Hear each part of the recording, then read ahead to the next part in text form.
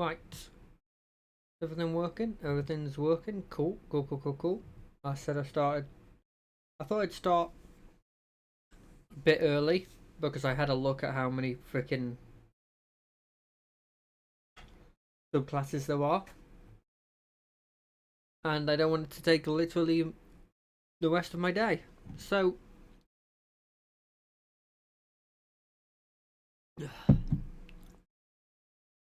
I thought I'd start a bit early. So we're doing the final subclass. And in case anyone's wondering what's going to happen after this, I'm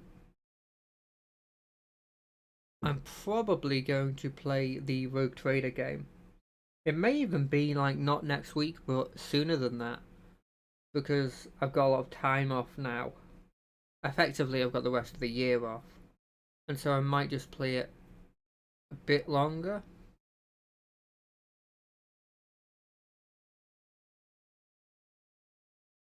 But yeah, that's probably what I'll play next. I don't know if I'll do any good. But I'll tell you what, I'll talk about that when I do my next stream, because I don't want to be. I'm sure maybe there'll be people who are just watching this for the ramble. So let's start it out. First one is Abjuration. Now, there's going to be a theme for the first, I'd say 7, if I'm right in saying this, but they'll just be the spell school. I haven't looked in great detail at the different spells associated with it. And we'll have a general look, but I'm going into this sort of blind, because at the end of the day, it's not a review that I'm doing. I guess it is a review, but it's not a. I call it a rambling because it's literally just my impression at that moment, right? Right. So, School of Abjuration. Beginning when you select this school at 2nd level, the golden time you spend to copy an abjuration spell into your spellbook is halved. Now that's a pretty important part of Wizard, is that they don't get their spells immediately. They have to sort of, well, they get them when they level up. They get like one spell, and then the other spells that they get, they have to effectively spend gold and time to write them into their spellbook. And so this is just going that time and that money, it's halved. That's pretty standard, I'd imagine, for these kinds of schools. I won't be surprised if all of them have this kind of thing. So yeah, there's not really much to talk about with that one. Arcane Ward. Starting at 2nd level, you can weave magic around you for protection. When you cast an abjuration spell of 1st level or higher, you can simultaneously use a strand of the spell's magic to create a magical ward on yourself that lasts until you finish a long rest. The ward has a hit point maximum equal to twice your wizard level plus intelligence modifier. When you take damage, the ward takes damage instead. If the ward is reduced to 0, you take any remaining damage. While the ward has 0 hit points, it can't absorb damage, but its magic remains. Whenever you cast a abjuration spell of 1st level or higher, the ward regains a number of hit points equal to twice the level of the spell. Okay. So what I can gather from this is, and I could be wrong here, you do a long rest. After that long rest, you have a ward. The ward is equivalent to your wizard level plus your intelligence modifier. So at this point, it would be 2 plus probably 2.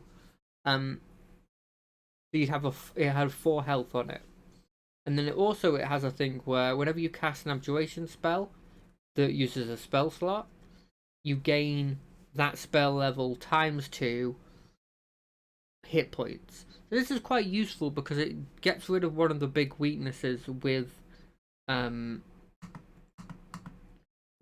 abjuration, well, with wizards in general, really, is that you have a very small health pool, and your AC is going to be pretty low because you're not really got any armor proficiencies, at least at base.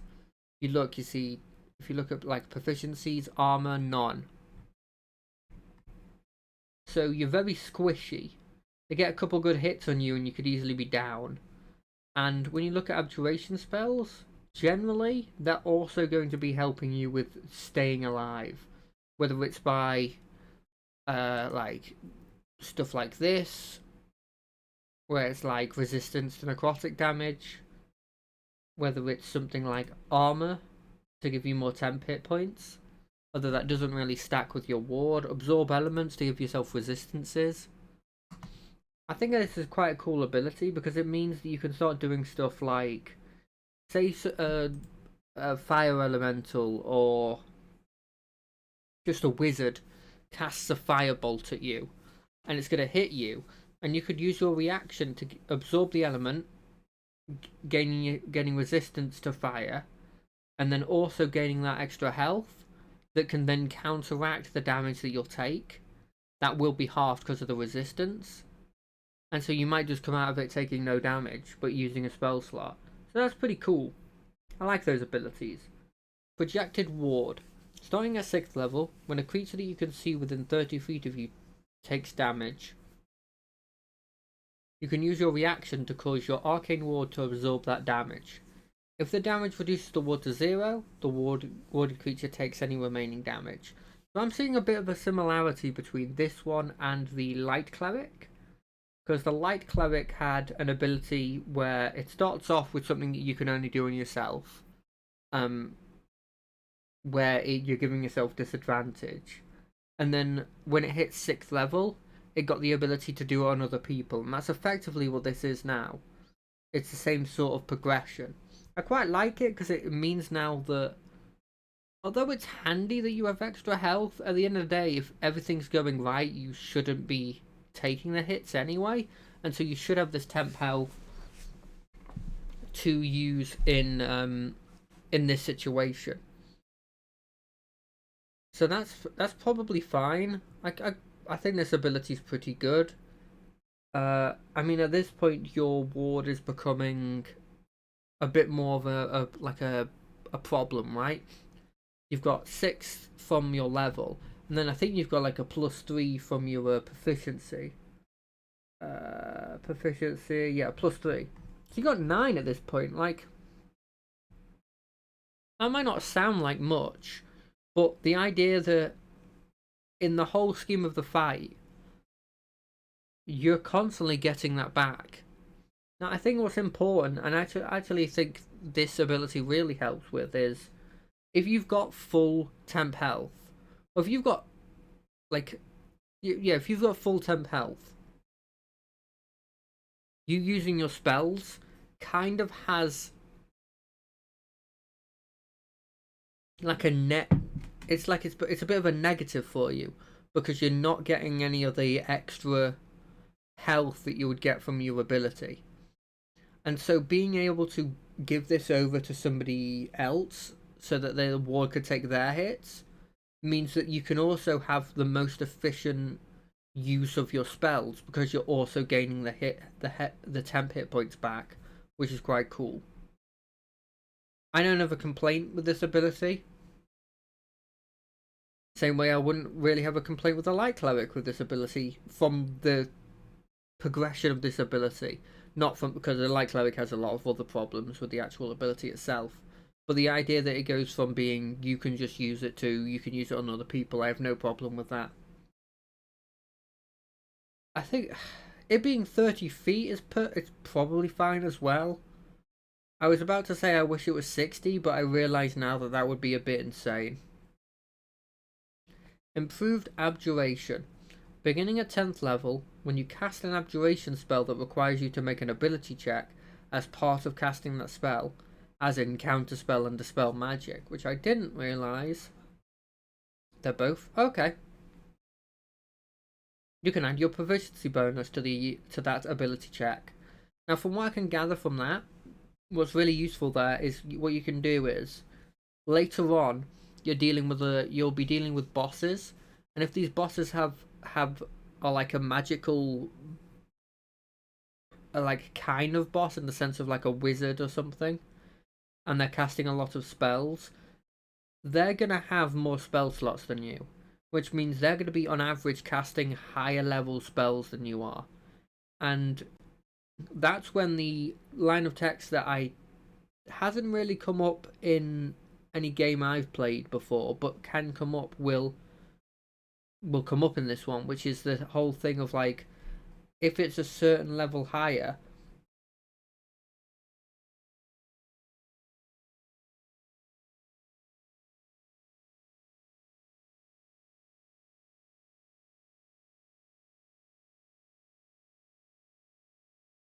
if it's higher level than what you counter spell. So I was just reading the word specifically. You have to roll, right? And so this means that you have a higher chance of just making sure that when you do that roll, it just succeeds. So that you can start countering their 9th level spells, for example, with, say, a 6th level counter spell.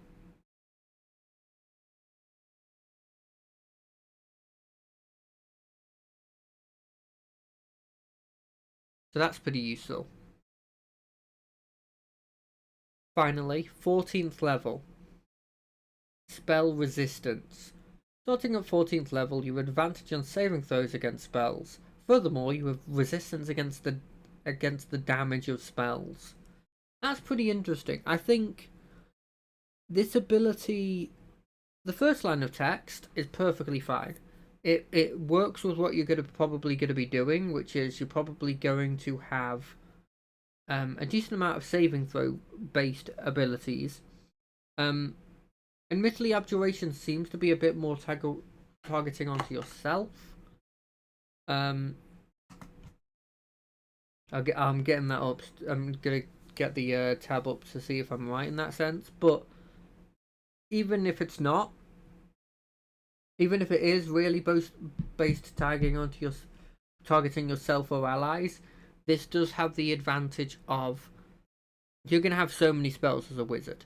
Like, you can't think of these subclasses as being incredibly like strict in what you go, right?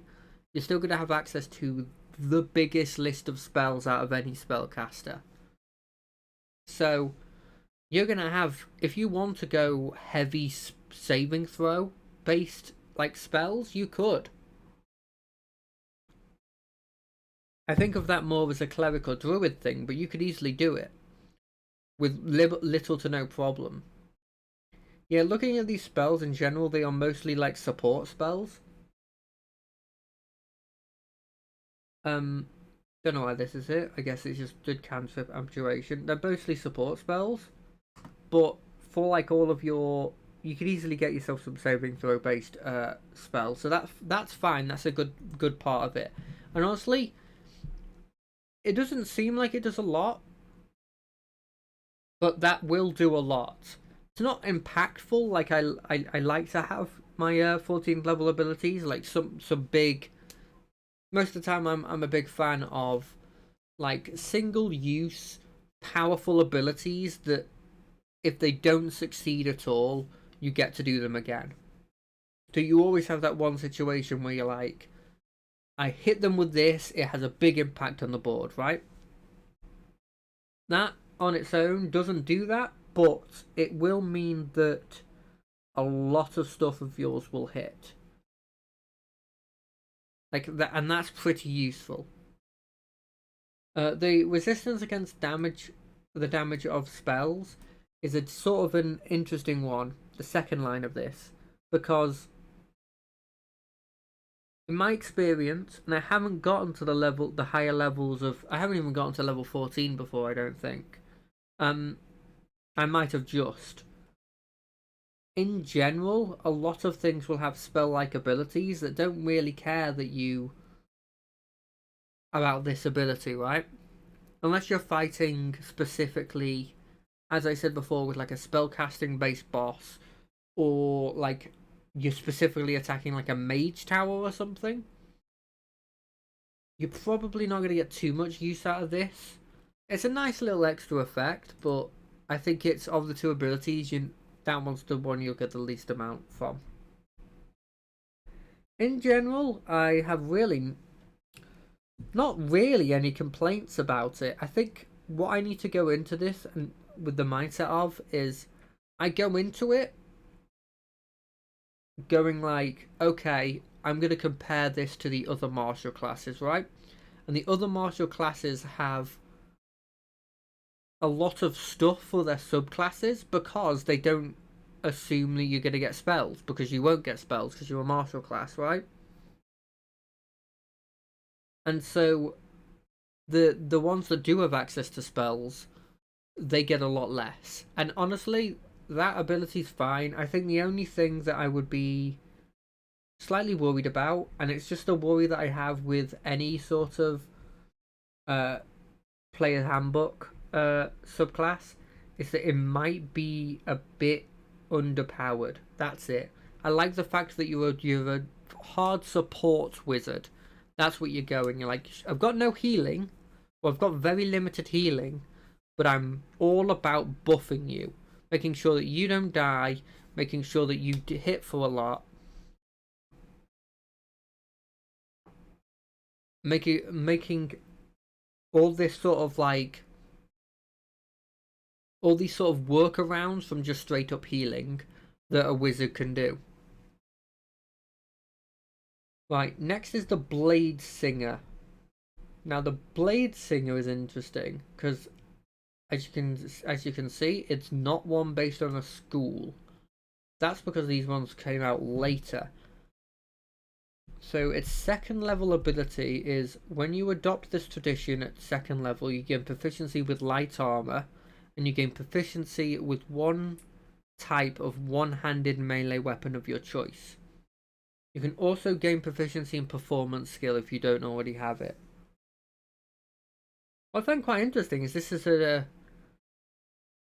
new one of the newest subclasses, and yet it doesn't have something that I kind of expected new ones to have, which is to have like a little comma here at the end of you gain performance and you gain proficiency in performance if you don't already have it. And normally it would say comma if you already have performance, gain another skill, gain one of, and then a list, you know, that kind of thing.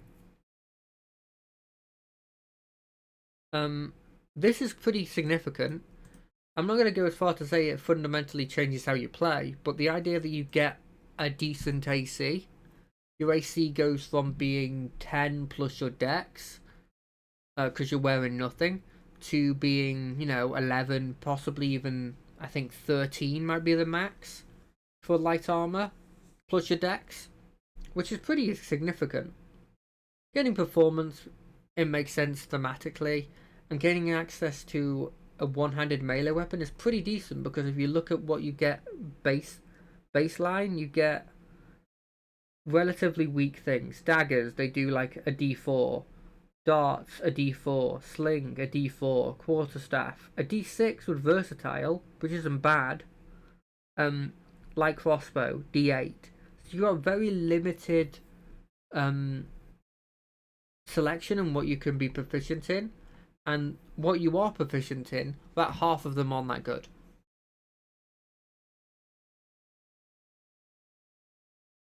Blade Song. Starting at second level, you can invoke a secret elven magic called the Blade Song, provided you aren't wearing medium or heavy armor or using a shield. It graces you with supernatural speed, ability, and agility and focus. You can use your bonus action to start the Blade Song, which lasts for 1 minute. It ends early if you are incapacitated, if you don all the kinds of armor or a shield, or if you use two hands to make an attack with a weapon. You can also dismiss it anytime you choose, no action required. So effectively what that says is, bonus action Blade Song, if you wear anything that you can't normally wear as a Bladesinger Wizard, or use a shield, it disappears.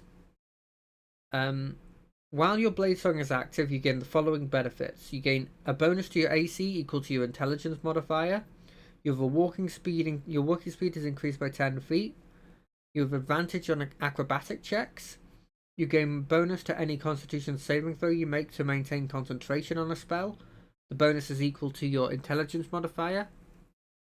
And you can use this feature a number of times equal to your proficiency bonus. And then you have to do a long rest to get them all back.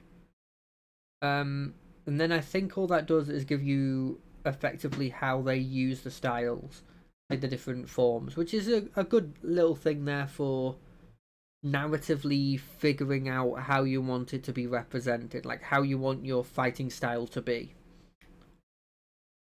But that's not what we're reviewing at the moment. In terms of the actual Bladesong ability, it's pretty huge. Getting a bonus to your AC equal to your intelligence modifier, that's always going to be your highest stat. Unless something's going wrong. So like at this point it's probably a +3, maybe a +2. So an extra +2 in addition to having your light armor proficiency be a thing.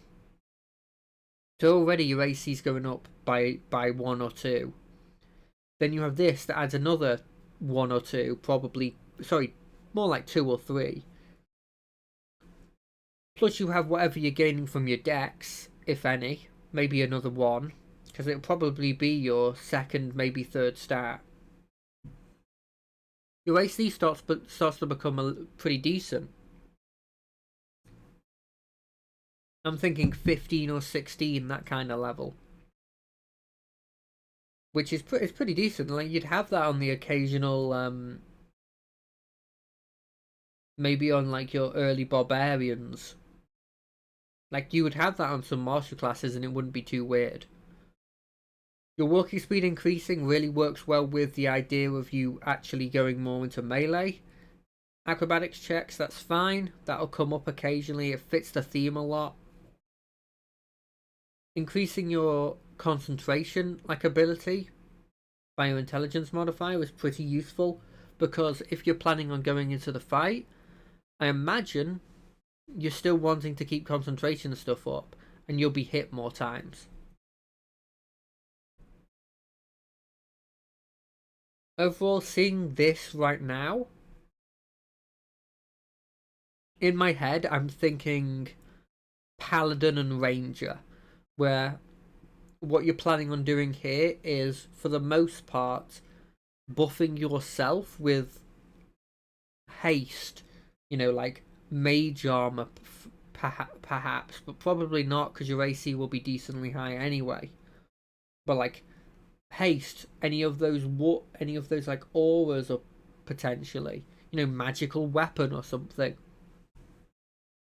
and then going in there and melee. I think that's cool. I think I hope they do a bit more in terms of blending the magic and the melee together. So we'll see. 6th level ability, extra attack. That's pretty useful. Plus, you can cast one of your cantrips in place of one of those attacks. That's pretty useful, because what you could do there is you could do a basic attack, and then you go, okay, I use my other attack to use the cantrip Green Flame Blade, which has a melee attack to it. So you could start doing melee spell attacks. Notably, if you cast a spell, I think that's just your whole turn. You can't do a cast a spell and like a proper spell and an attack, which is... It makes sense why they didn't add that, but it is worth noting. 10th level, Song of Defense. Beginning at 10th level, you can direct your magic to absorb damage while your blade song is active.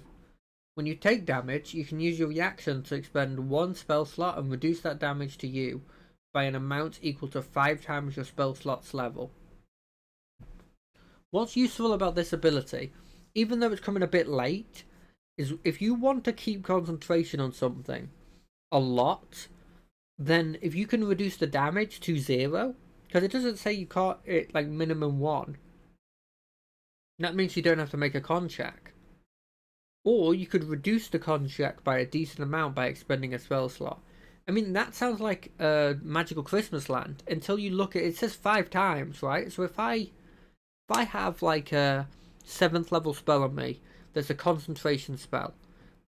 Maybe I'm putting, I don't know, something on the ground that's keeping the boss in check, or maybe there's a buff on one of my allies or myself that's making sure that they can properly get in that damage. And then the boss is like, well, I don't like that. I'm gonna hit you with this attack. This attack does 25 damage. Like, that's huge, right? You've got that would be really hard to like succeed on. Like, it would be a scary amount of damage. And then you just go, okay, well, I sacrifice a 5th level spell slot, which hurts to do, but it's 5 times my spell slot level, so that does 0. The idea that you sacrifice a spell slot and you get that much damage reduction, and even in a more realistic idea, if say the same sort of scenario, but the boss attacks you and goes, okay, well, I'm going to hit you for 50 damage.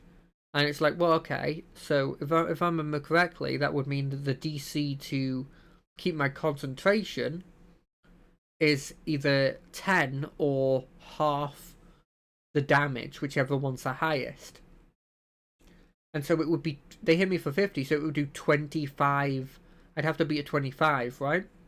Well, if I use a 5th level spell slot to lower it by 25, then the attack then becomes, okay, well, the DC now is like 12 or 13.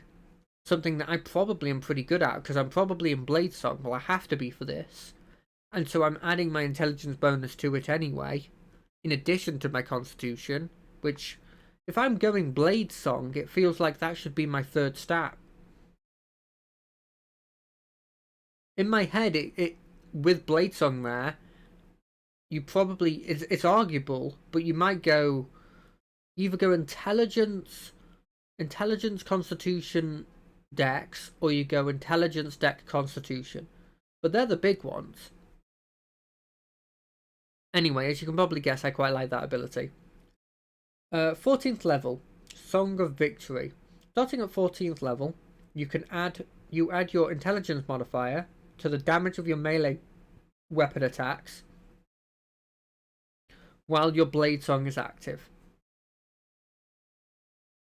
Now, I quite like this. I don't love it, because I think it's a very similar one to the previous Abjuration school, in the sense that I look at that and I go, well, that's not gonna...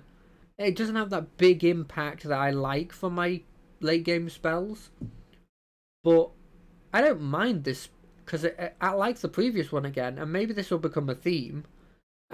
It has a subtle effect, right? But yeah, I think this is... Looking at this, looking at all these abilities, I think I'm a big fan of this this subclass. I like what it's doing, because it is changing how you play the class. I didn't say it for the Training in War and Song ability, but with the Bladesong ability and with all the others, it fundamentally changes how you play. Because it takes the wizard and goes, well, you know, this wizard that's the weakest in combat and shouldn't go into combat and has the lowest health and the lowest AC, and if it's in combat, there's a problem. And goes, okay, well, now it's a bloody good person in combat. It's pretty powerful. And I quite like that. That's a cooler shtick. It means that you can play it there, and you can maybe play a bit more of the mid range, because I don't think you're still not tanky, right?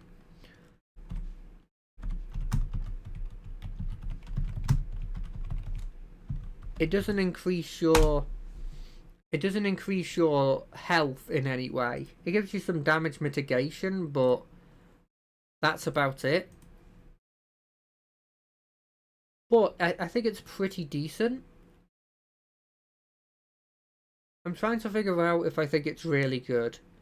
And I do. I think it's a decent class. I like the Blade Song abilities. I like the fact you get access to light armor. It's kind of needed. It was expected, but I really like the Blade Song ability. I think the extra attack with the extra little addition thing of allowing you to do cantrips really opens it up to using some abilities that I think no one would ever use, like Green Flame Blade that I mentioned before. After you get access to extra attack on like any of your half casters, I don't think you ever use Green Flame Blade. But now there's a reason to do it. And then the Song of Victory is just sort of like a little bit of icing on the cake. Like, it's not incredible, but it's not lowering the general strength at all. And Song of Defense is just making it so that you can stay in combat longer. And the amount that you're reducing it by is significant. Blood Mage. I'm assuming this is a Matt Mercer one. Yeah, a Tal'Dorei one. Let's have a look at this. Second level. When you choose this arcane tradition at second level, you are able to use your own depleted life essence to channel your magical abilities. Whenever your current hit points are below your hit point maximum, you can use your own body as an arcane focus. I'm not sure how often that comes up. I'm sure narratively, and like, sorry, I guess I'm using that word wrong. Thematically, it really fits the class because it allows you to, when you've bled enough, use your blood as a focus, which is really cool thematically, right? I just feel like, in my experience, there's very little time where the wizards in my group have been without their focus. So I guess that just hasn't really ever come up for me. And then in addition, when casting a wizard spell that requires a costly material component, you can forgo the component by taking 1d10 necrotic damage per 50 gold pieces at the cost of the components. The damage can't be reduced in any way. If the damage reduces you to 0, the spell fails. But the spell slot is not expended. Now that bit's quite interesting, because that bit is decently useful, because a lot of stuff that's pretty powerful will have some form of like component cost, some like component cost of some variety, and there are many situations where you're like, damn, I wish I had X right now, because if I had X, like, I could cast this spell that would change the battle, or would allow us to easily get into this area. And so having something like that is pretty decent. It kind of, in my opinion, changes this ability from being kind of lackluster from the first paragraph to being pretty freaking cool in the second paragraph. Sanguine Burst. Also at second level, you learn how to weave your life force into a spell you cast, boosting its intensity at the cost of your vitality. Whenever you roll damage for a spell you've cast at first level or higher, you can choose to take necrotic damage equal to the spell's level to re-roll a number of the damage die up to your intelligence modifier, minimum 1. The damage can't be reduced in any way, and you must use the new rolls. Right. So this allows you to re-roll damage in case you rolled really shittily. I think that's not bad. My worry, based on these two abilities, is wizards are, as I've mentioned before, are very, very squishy. And all of these rolls are pretty, like the blood channeling, for example, that's a pretty high roll, right? There's stuff that takes like 100 GP, like diamond or something, or like 300. Well, I don't think it takes 300, but like the number of gold pieces is not normally 50. It's normally around 100. So you're taking around 2d10 damage, which on average is probably 12 damage. 12 damage, especially at level 2, is huge. And it's still not insignificant the later levels you get. And then this one also allowing you to take damage. I worry that what's going to happen if you don't play it quite reserved is that you'll just be taking damage after damage, and then one good hit will get on you by just a ranged attack of some kind, like a goblin that you're dealing with, and it'll just knock you. That's my worry at this point, but that might be a worry with the player and not the actual class, because maybe if they're good at managing it, they'll be fine. Also, if you have a potential healer, maybe with like AoE healing, she can just also get you in it so that you get a little bit of your health back. 6th level, Bond of Mutual Suffering. At 6th level, when a creature you can see hits you with an attack, you can use your reaction to bind your vitality to the attacker and force them to share your pain. The attacker takes damage equal to the damage you took. This feature cannot be used against constructs undead. Makes sense. You can use this feature once. You must finish a short or long rest before you can use it again. Okay. So you get hit, and then you can make them take that damage. That's a pretty okay ability. I don't have a problem with that. I'm a bit worried about this thing that says can't be used on constructs undead. Because a similar thing has been put on Blood Hunters, and it's kind of the reason why all of them, except for the one that ignores that, are really bad. I think the only notable difference here is that I think that one effectively said you can't use this ability on things that don't have blood. In addition, it also was talking about like a fundamental ability of the Blood Hunter, whereas this is just an extra ability that the wizard gets. It's not like literally what the class is based around. So I think that's a fine ability. It doesn't spark joy in me at the moment, just because I've seen similar abilities before. But I don't have any complaints about it. There's no problems with it. Glyph of Hemorrhaging. I think that's how you say it. Starting at 10th level, when you damage a creature with a spell, you can choose to curse that creature for 1 minute. While cursed in this way, whenever the creature is hit by an attack, it takes 1d6 necrotic damage. At the end of each of the creature's turns, it can make a Constitution saving throw against your spell save DC, ending the curse on a success. The feature cannot be used against creatures that are undead or constructs. Once you use this feature, you can't use it again until you finish a short or long rest. Okay. Whenever this creature is hit by an attack, it takes an additional 1d6. So you put a very temporary, but it affects everybody, sort of hex on them. Not hex, hunter's mark on them. And they make a save, so you technically could have it for more than one round. Now that I've seen this ability having it as well, I'm more worried with the can't use it against undead and constructs. Not necessarily for the construct part, but for the undead part, because undeads are incredibly common in D&D games. And from my experience and from watching other people, undeads come up a lot. And the fact that you can't use 2 of the abilities you get from your subclass on them is going to feel bad, right?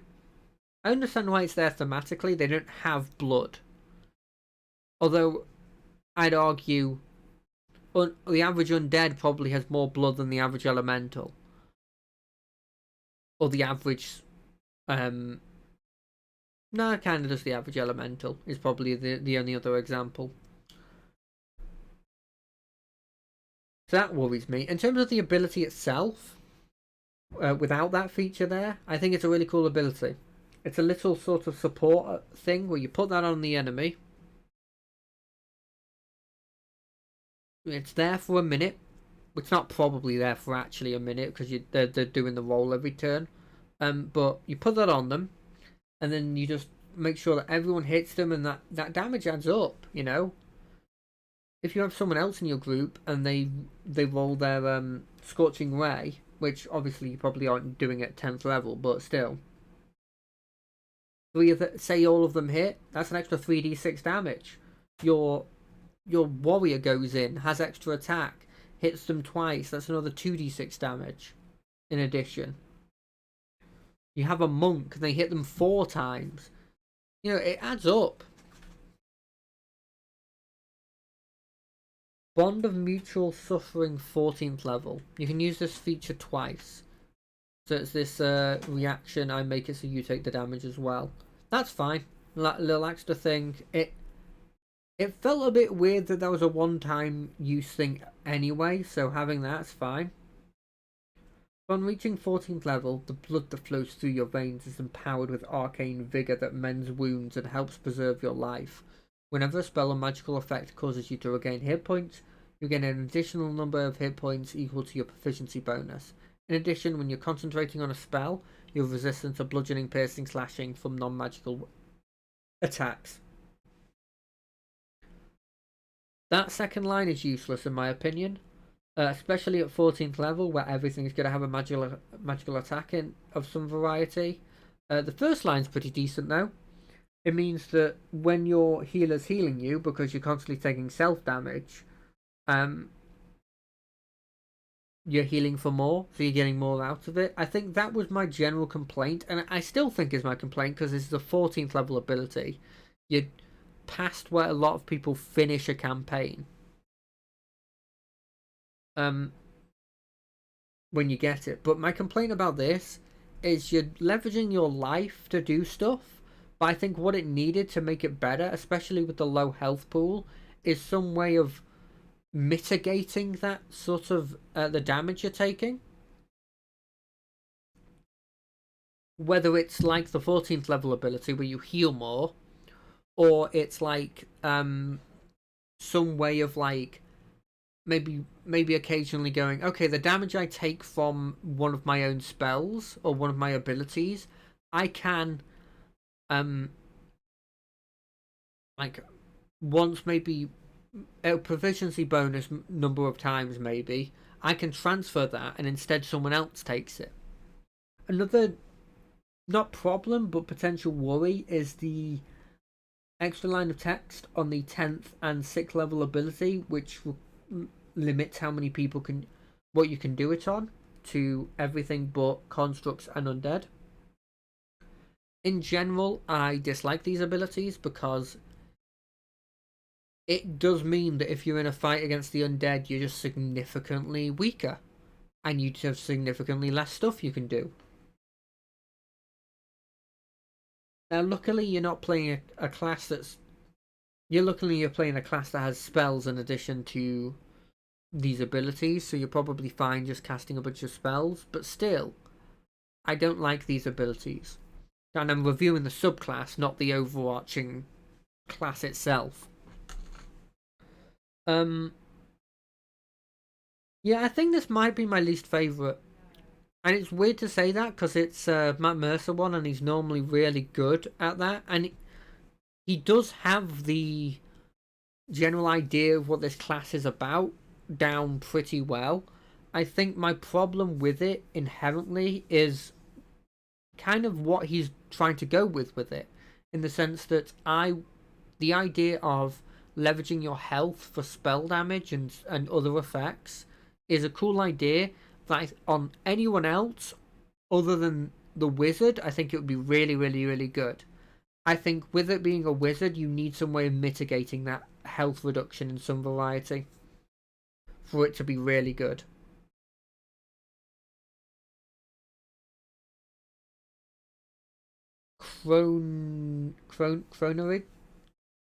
Chronodry? It's time magic. I think that's what that means. Like, I think chrono and like that kind of stuff is supposed to be time. Maybe it's like time and space. No, it seems like it's time. Um, Chronal shift. You can magically exert limited control of the flow of time around a creature. As a reaction, after you or a creature that you can see within 30 feet of you make an attack roll, ability check, or saving throw, you can force that creature to re-roll. You make the decision after you see whether the roll succeeds or fails. The target must use the result of the second roll. You can use this ability twice, and you regain any expended uses when you finish a long rest. I really like this ability because it's changed slightly in a way that I think gives it so much more use. Because if it just said when one of your allies like fails one of these rolls, you can make them re-roll it. It would be fine. I'm sure there's other subclasses that I've reviewed that had effectively that line of text. But instead, what this says is when a creature you can see within 30 feet makes an attack roll, ability check, or saving throw, which means you're allowed to use it a lot more versatile way, in the sense that somebody could attack you, and you can make them re-roll the attack. Alternatively, your friend could attack, and you can make them re-roll the attack, or they can make you cast fireball. They could cast fireball on you, and you could go, okay, well I re-rolled my saving throw against it, or you could cast fireball on them, and the one dude you want to get hit with the full damage succeeds, and so you re-roll it. Like, there's lots more use for that. Like, it's dual-sided now, and so I quite like that ability. It also kind of works with the time motif because it's like you're rewinding time. Temporal awareness. You add your intelligence modifier to initiative rolls. That feels like a bit of a useless ability until I see anything that relies on you having high initiative. 6th level ability. As an action, you can magically force a large or smaller creature you can see within 30 feet of you to make a Constitution saving throw against your spell save DC. Unless the saving throw is a success, the creature is encased in a field of magical energy until the end of your next turn, or until the creature takes any damage. While encased in this way, the creature is incapacitated and has a speed of 0. You can use this feature a number of times equal to your intelligence modifier. You'll gain all on a long rest. I quite like this ability. Little stasis where it's like, okay, this dude is just really, really annoying us. And so what we're going to do is we're going to encase that dude in stasis. We're going to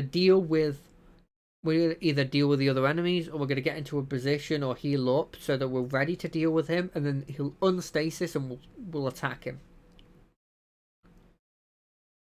I think what's also pretty notable is I feel like a lot of spells that are concentration say if you become incapacitated, the spell ends. In fact, that might just be a base rule that concentration ends when you're incapacitated. And so this can just be a action. You get rid of all your buffs and also you disappear for a turn. I quite like this. And the idea that there's also some room where instead what might happen is a lower minion might just attack him, do some damage to him, but knock him out the stasis is also a little cool like combat strategy thing that comes across when you're using this ability. Arcane Abience? I've never heard that word before. When you cast a spell using a spell slot of 4th level or lower, you can condense the spell's magic into a mote. The spell is frozen in time at that moment of casting and held within a grey bead for 1 hour. The bead is a tiny object with AC 15 and a hit point of 1, and is immune to poison and psychic damage. When the duration ends, or if the bead is destroyed, it vanishes in a flash of light and the spell is lost. A creature holding the bead can use its action to release the spell within, whereupon the bead disappears. The spell uses your spell attack bonus and save DC, and the spell treats the creature who released it as the caster of the spell for all other purposes. Once you create a bead with this feature, you can't do it again until you finish a short or long rest. This is a really cool ability, and I'm kind of a bit surprised to see, actually, because this ability means that what you can do, and it's the first thing that comes to my mind, is that you can put something like haste, or something like, even something like divine shield, shield of faith, or protection for, well, I guess you don't have access to shield of faith or protection for good and evil, but you have access to haste or blur, and you can put it into a little bead, give it to your martial class, and then they can use that bead in their action so that they're keeping concentration on that spell and you can focus on something else. It's kind of like casting a spell on somebody else without having to spend concentration on it, which is really cool. I quite like that ability. I think there's a lot you can use with that. I've just talked about the simplest one there, but you could also have it where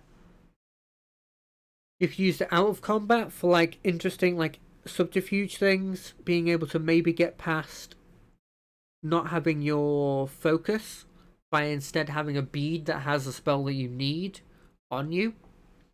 You could have it where you give that to your rogue or something when they're sneaking in, and maybe it has something like invisibility in it, and it's like, oh shit, we're getting to that difficult part. I break this bead, cast invisibility on myself, and go through. There's so much you can do with that ability. I quite like that. Convergent Future. You can peer through possible futures and magically pull one of them into events around you, ensuring a particular outcome. That sounds so powerful. Let's see what ability represents that. When you or a creature that you can see within 60 feet of you makes an attack roll, ability check, or saving throw, you can use your reaction to ignore the die roll and decide whether the number rolled is the minimum needed to succeed or one less than that number. Your choice. When you use this feature, you gain 1 level of exhaustion.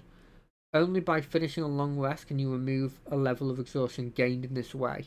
Not only does it give you exhaustion, but you physically can't get rid of it with, is it Greater Restoration? They can get rid of levels of exhaustion. That's pretty interesting. So this effectively goes, you can make them succeed or fail. It's an upgraded version of that base ability that you get. I think this is better than the other ones because it feels like you can feel the effect of this one.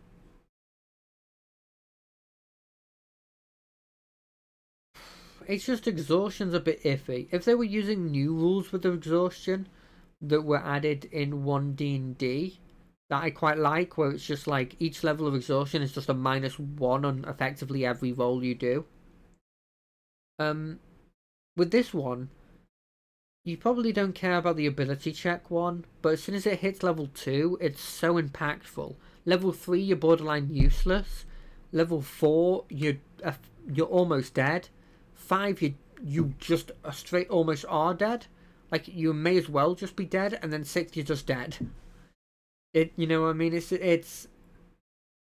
I think exhaustion is too much of a detriment, where instead I feel like this ability could have had equal to a proficiency modifier, and it would have been powerful, sure, but it wouldn't feel like I can only really cast this twice.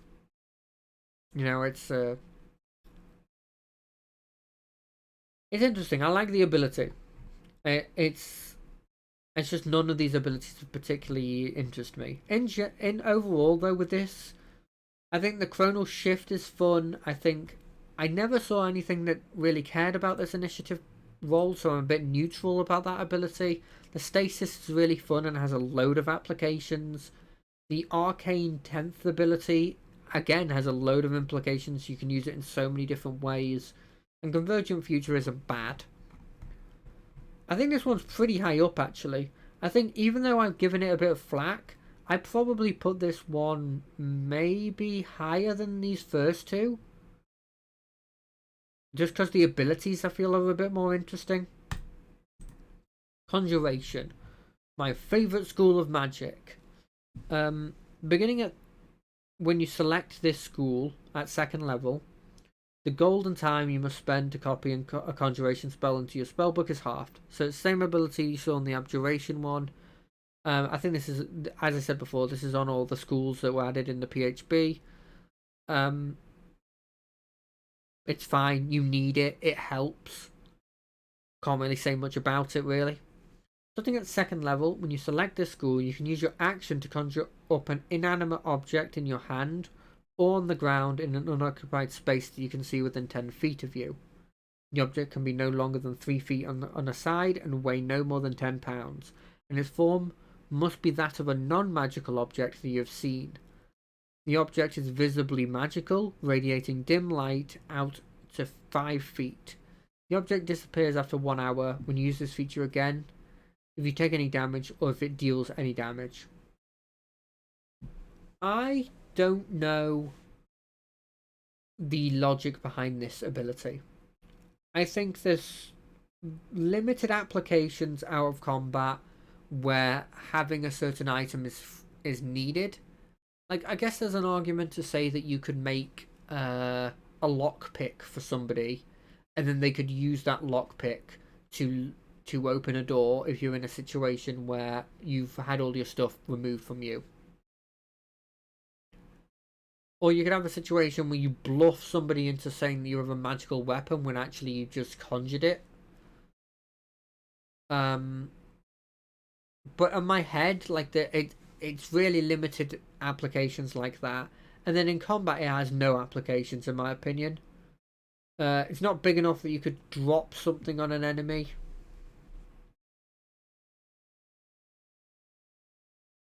I don't know. I don't think I like this ability, but I think it's because I don't know how I'd use it.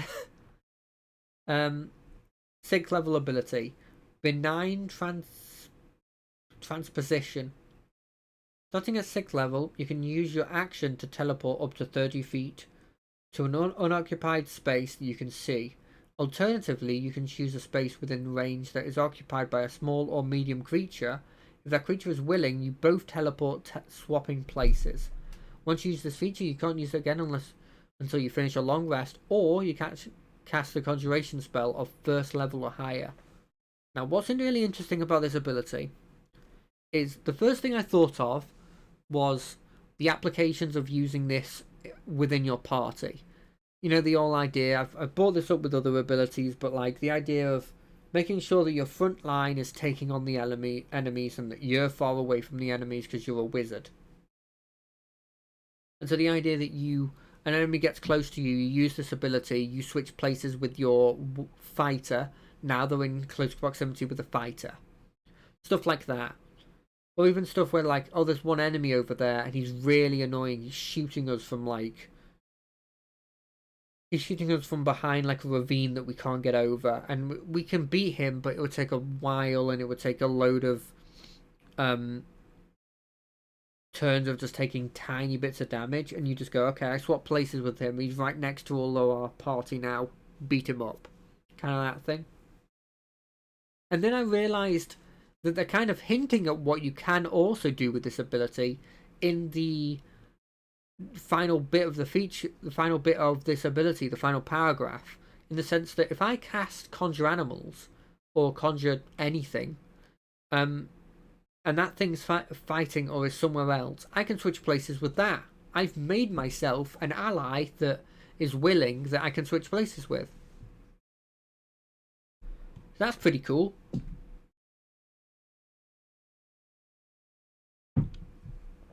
I think that makes this ability that I already rated really high even higher.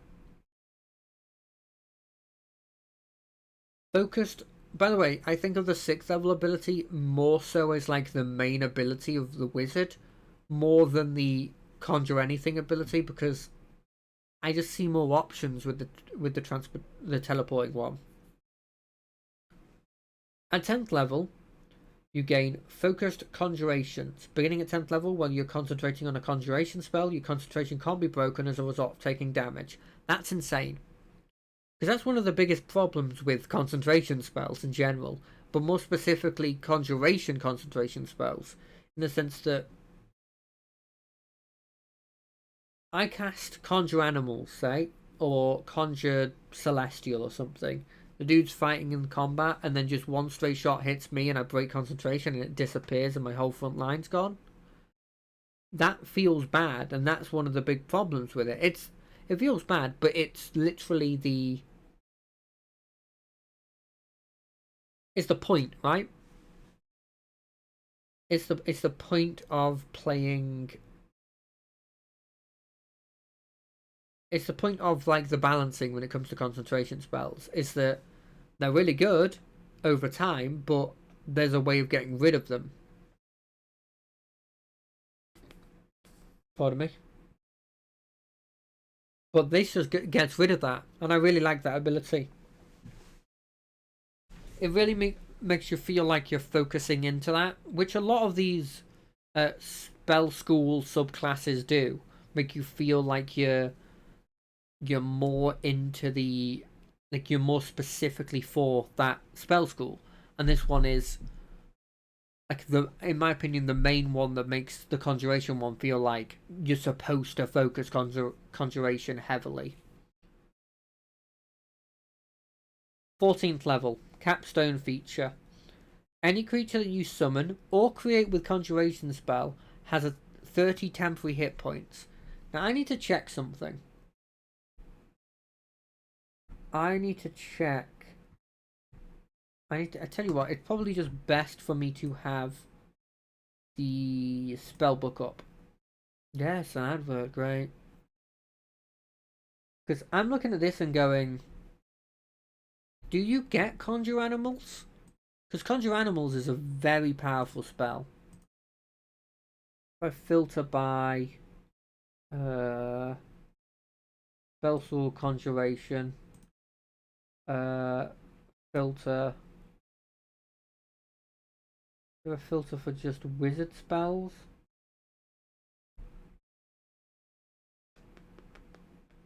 Wizard. Okay, so let's have a look at this. Conjure.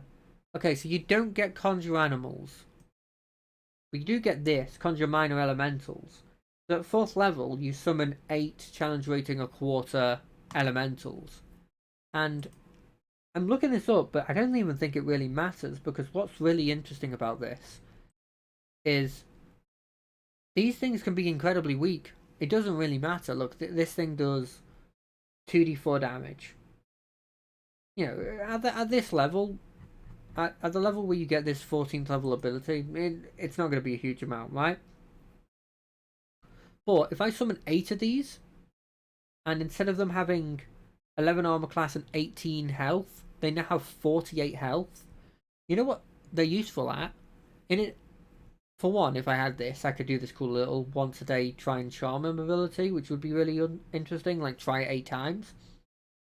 But really, what I care about, so if I choose, say, like a smoke method, which is, it's in the monster manual, so they're not going to complain about using one of these.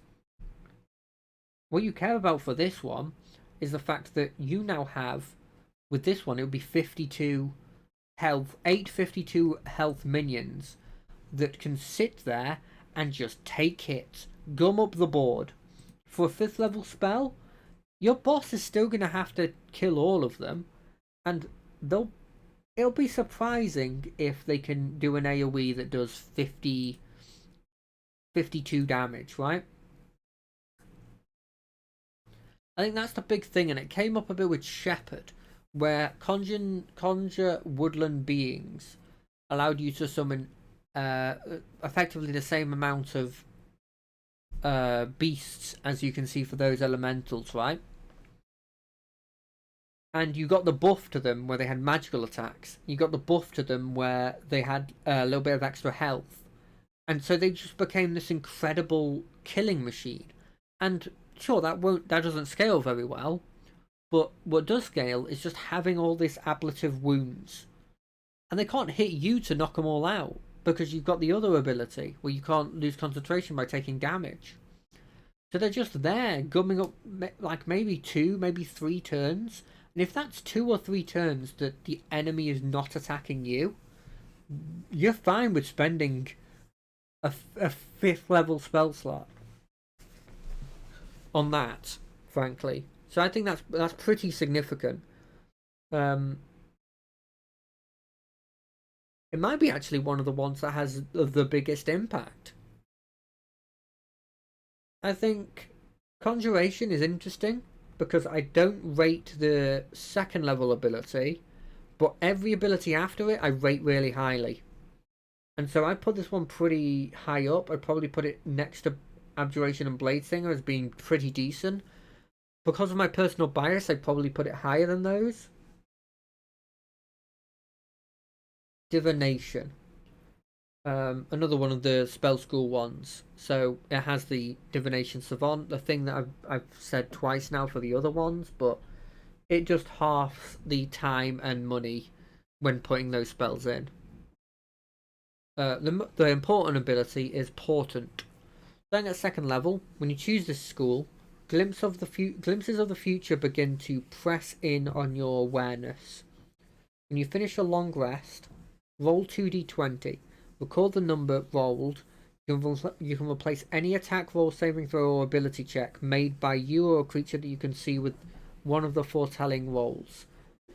You must choose to do so before the roll, and you can replace a roll in this way only once per turn. Each foretelling roll can only be used once. When you finish a long rest, you lose any unused foretelling rolls. So I haven't had experience, but I've had experience being in a game with somebody who played this, and what I'll say is, it is pretty noticeable, this ability.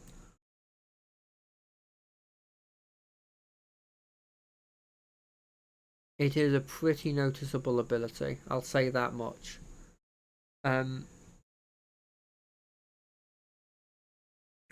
Because although it only seems like you get 2 rolls, it doesn't matter what they roll really unless they're like middle of the road, and even those ones later on you probably don't care about too much. So I'm doing some small changes to this to make sure it fits. Yeah, that seems fine. You don't care about it really, because what you can do is all the low rolls, obviously you're using those at enemies, and the idea that you can just change one attack and make it so that it rolls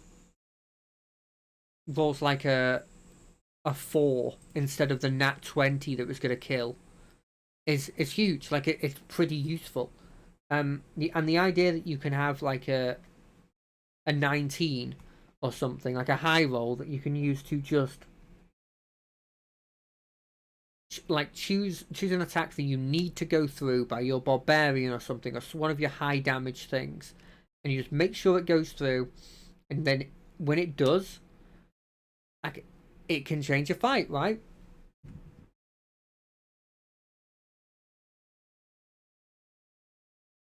Notably, and I think I'm right with this, when it says attack rolls, I think that counts spell attack rolls.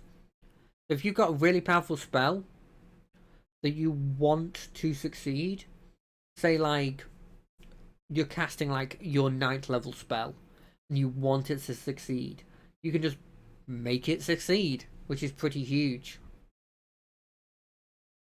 Expert Divination. Beginning at 6th level, casting divination spells comes so easily to you that it expands only a fraction of your spellcasting efforts. When you cast a divination spell of 2nd level or higher using a spell slot, you regain 1 expended spell slot. The slot you regain must be of a level lower than the spell you cast, and it can't be higher than 5th level. This is pretty useful. It means that you can have a bit of recycling constantly going through, where you cast your lower level spell slots, then you cast your higher ones, and they just get back at the occasional first, maybe 2nd level spell. And later on, like 5th level spells, even later on, are impactful, Obviously, when you have access to 7th, 8th, and 9th level spells, you're probably going to be casting them first. But you have a limited amount of those. And so this is quite useful for that kind of thing. And it sort of gets rid of one of the fundamental weaknesses of full spellcasters, right? One of their fundamental weaknesses is that this is the whole point of it, was that they're supposed to be... I'm trying to word this in my head right. Sorry. The whole point is that the martial classes are supposed to have the advantage of long-term, consistent damage, and that the whole weakness of a full spellcaster is that their big, powerful effects are limited amounts. They're consumables, effectively, until your long rest. And so this mitigates it a bit by just constantly giving you spell slots back, which in theory would be useful, and is pretty useful, but not as useful as you expect, because in general you'll probably be fine in terms of spell slots in the average game, in my experience, because long rests come up more frequently than you'd expect, and that just means you get all your spell slots back. The third eye. You can use your action to increase your power of perception. When you do so, choose one of the following benefits. One of the following benefits, which last until you are incapacitated or you take a short or long rest. So, you use an action and you gain one of the following effects. You can either have dark vision of a range of 60 feet, which is not that impressive because there's some races that get that. You can see into the ethereal plane, which I think is useful for dealing with ghosts, and I think ghosts are that's it. You can read any language, which I was talking about this with my friend the other day, that I don't like these abilities, and he brought up a good point where it's like you can magically obscure it, but I feel like it really should say you can read any modern language, languages that are still used. But anyway, I digress. See invisibility. You can see invisible creatures and objects within 10 feet of you that are within line of sight. Invisible creatures. Okay. In general, this ability, it's got a lot of utility, but I feel like the dark vision one is borderline useless. And the ethereal sight one might also be pretty much useless. I think the read any language and the see invisible creature ones are the only ones that I feel like you'll get proper effect out of. The read any language one is pretty useful. I know the invocation that the warlock gets that allows them to effectively do this is pretty useful, and it very occasionally comes up. I imagine it would be very much the same for this ability. And seeing invisible creatures and objects will occasionally come up, but when it does, you'll be really happy that you have this ability. I think with what it is, it could have had this see invisibility just be your vision range, and I don't think it would have been too powerful. I think this ability is fine. I don't rate it incredibly highly, just because I don't think half of the abilities will ever get any use. Greater Portent. Starting at 14th level.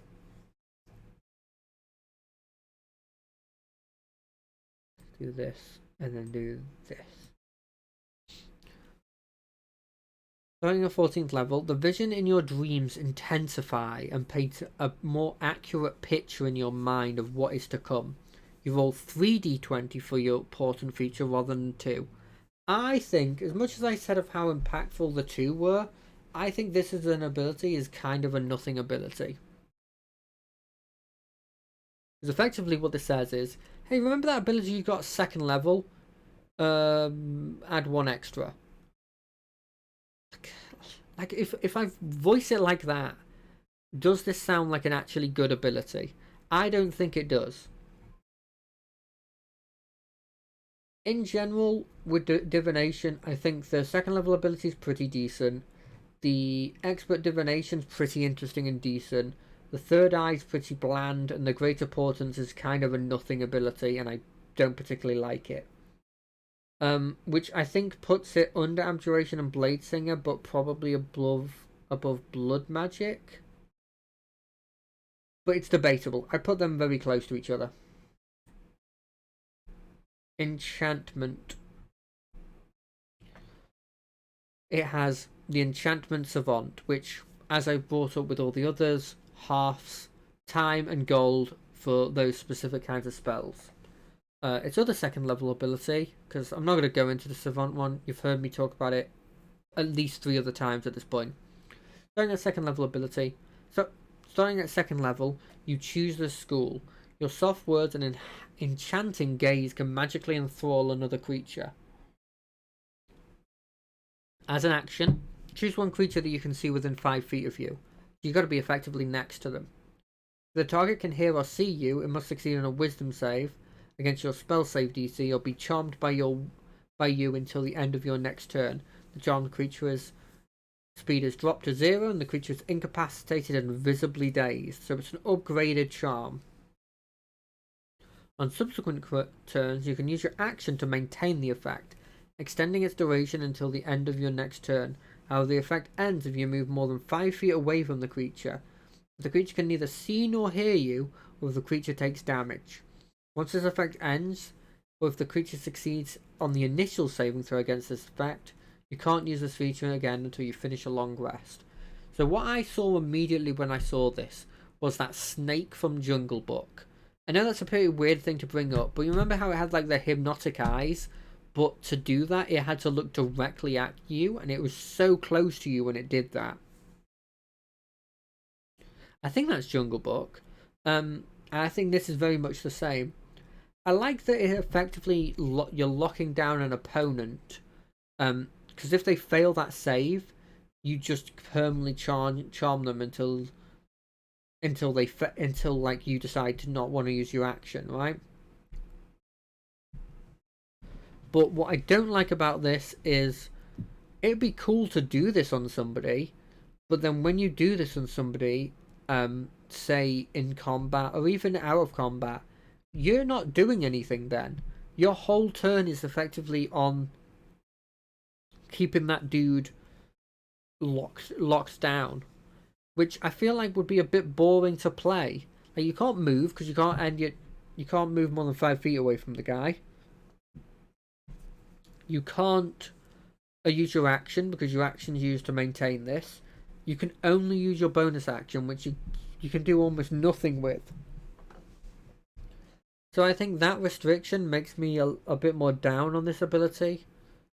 And so my conclusion on this ability is that I'm quite low on it, actually, because of that. Instinctive Charm. Beginning at 6th level, when a creature you can see within 30 feet of you makes an attack roll against you, you can use your reaction to divert the attack, provided that another creature is within the attack's range. The attacker must make a wisdom saving throw against your wizard spell save DC. On a failed save, the attacker must target the creature that is closest to it, not including you or itself. If multiple creatures are closest, the attacker chooses which one to target.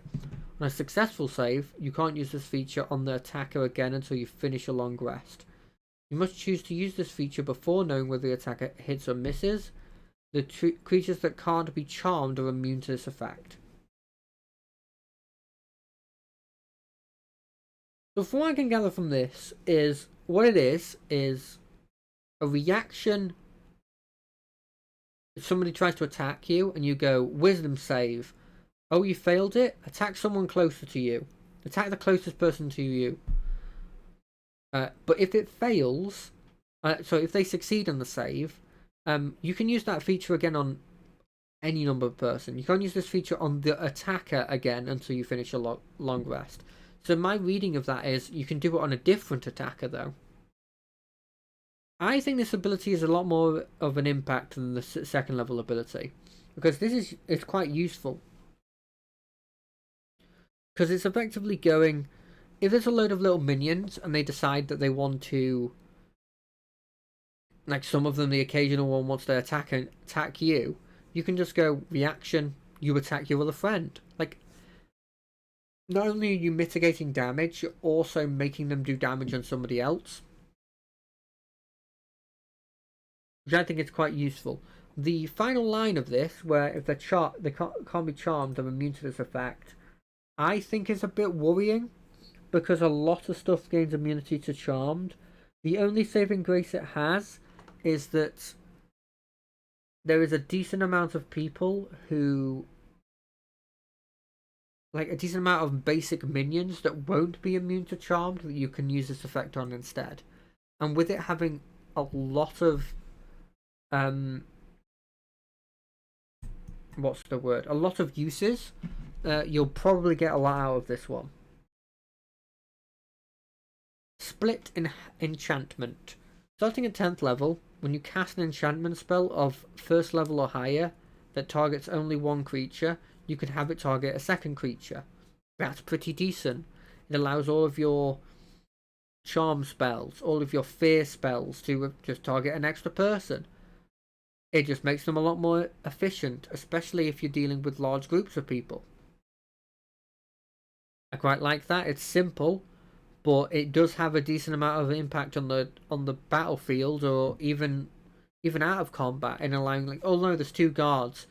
Okay, well, I charm both of them using charm person. I think it's pretty useful.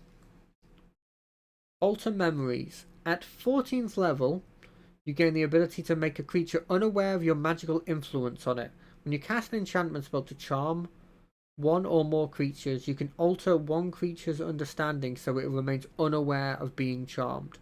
Additionally, once before the spell expires, you can use your action to try and make the chosen creature forget some of the time it spent charmed.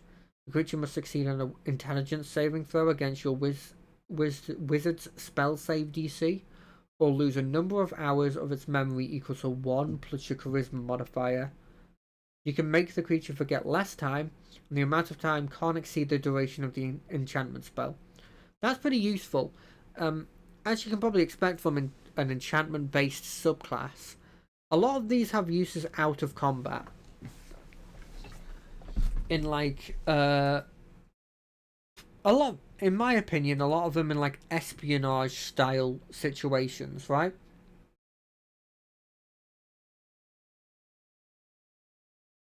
So what's useful about this is you can have a situation where you charm the guards, or you charm a guard because it can only work on one person, and then you make sure that guard can't then tell you after the fact, can't then tell its like boss after the fact, oh yeah, it was 5 guys,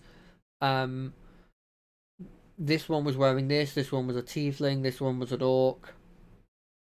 You can just get rid of their memory of the whole thing, which just makes it an even more like useful ability to have. And the fact that it's not like there's no limit on it, and it's just all enchantment spells, is very useful. In general, I have a harder time evaluating stuff that's purely non-combat, which I feel like this one effectively is, except for maybe the reaction ability. Well, definitely the reaction ability. But I think generally, in my opinion, that there's no real true stinker abilities in this one, except for the 2nd level ability, and so I put it probably slightly lower than Abjuration and Bladesinger. Slightly below average is what I'm saying, but not horrendous. Evocation. This is the blast damage one. It has the Savant ability. I'm not going to talk about it again because we've talked about it a lot of times. Sculpt spells. Beginning at 2nd level, you can create a pocket of relative safety within the effect of your evocation spells. When you cast an evocation spell that affects other creatures that you can see, you can choose a number of them equal to 1 plus your spell level. The chosen creatures automatically succeed on the saving throw against the spell, and they take no damage if they would normally take half damage. What's really useful about this is it goes, hey, you know that fireball you love to cast because you're a wizard and everyone loves to cast fireball and fireball's the best spell? You can make it so that fireball that you cast in like a small enclosed area that all your friends are at isn't going to make you seem like a dick, because you can sculpt it to be around all of your friends and only hit the enemies, still doing a ton of damage but without pissing off your friends by hitting them. This is really useful because a lot of evocation spells are big AoE spells, and the idea that you can now go, yeah, it's not going to hit them, my friends, is really useful, because it means you can use like effectively half of the spell list, half of the school that you're dedicated to, right? So I like that because it gives you more use out of it. And I'm not going to say it's not fundamentally changing how you play, but it does change it slightly where you're more liberal with your AoEs. Potent Cantrip. Starting at 6th level, your damaging cantrips affect even creatures that avoid the brunt of the effect. When a creature succeeds in a saving throw against your cantrip, the creature takes half the cantrip's damage, if any, but suffers no additional effects from the cantrip. That's pretty cool. Guaranteeing damage. It's not a very impactful ability, but you're not going to be sad that you have it, because it'll just mean that even on those turns where it fails and you feel bad, you're getting some damage on. It doesn't feel as bad, in my opinion, when you are still getting a tiny bit of damage in. Empowered Evocation. Beginning at 10th level, you can add your intelligence modifier to 1 damage roll of any wizard evocation spell you cast. I'm assuming that says per turn. Or maybe not. Just every evocation spell you do, you can add. That's pretty decent. It just buffs your AoEs, which doesn't feel like by a lot, but you got to realise with all these AoEs you're casting, that you're casting more liberally because you're not hitting your friends with it. You'll be hitting multiple people, and so that intelligence modifier damage is added to every one of those, which is very useful. It boosts your damage by a significant amount. Over Channel. Starting at 14th level,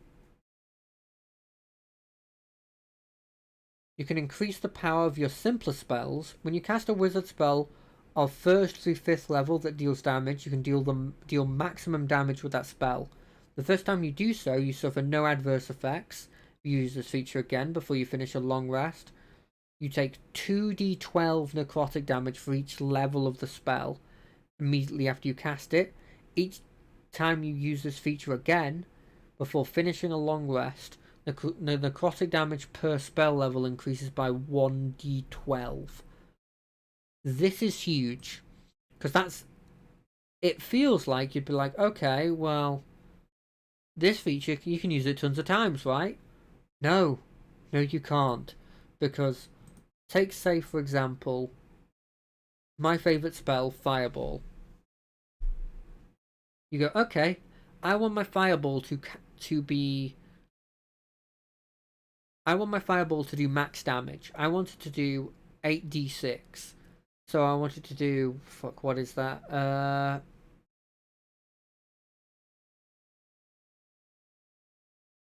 It is... 40? Plus... Is it 46 damage? It's plus 8, maybe? Hold on a second. I think it's 48 damage. So you wanted to do... Sorry, I had to do quick maths in my head there, and I'm bad at maths. So you wanted to do a 48 damage fireball, and you're like, cool, I do that once. Cool, it worked. I try and do it again. Okay. Well, you're taking 2d6 for each level of the... 2d12 for each level of the spell. So you're casting at 3rd level. So you're getting hit for 6d12. 6d12 on average is... average you roll a 7. So it's a 7 times 6. That's a lot of freaking damage. You might be doing more damage to yourself than you're doing in your spell. Obviously it's AoE, so it's in multiple people, but this ability is really cool. And I really like this ability. But I'm just putting a little warning here that don't think that you can cast this much more than once per long rest. Overall, there isn't much to say about Evocation, because a lot of their abilities are quite simple and they're quite, they're very combat focused, right? But there's nothing wrong with it. The ability it gets where it can curve its AoE around allies is incredibly huge, because it allows you to use your AoEs, and that is such a big change that that's kind of all you really need. All the extra damaging stuff is useful. The idea that you can cast lightning bolts, you can cast fireballs, you can rain hell down, you can literally like meteor storms down and just go, yeah, well, these people don't get affected by it though. It's pretty huge. And because of that, I like this evocation. It's simple, it's effective, it doesn't do anything incredible, so I can't put it at like Chronology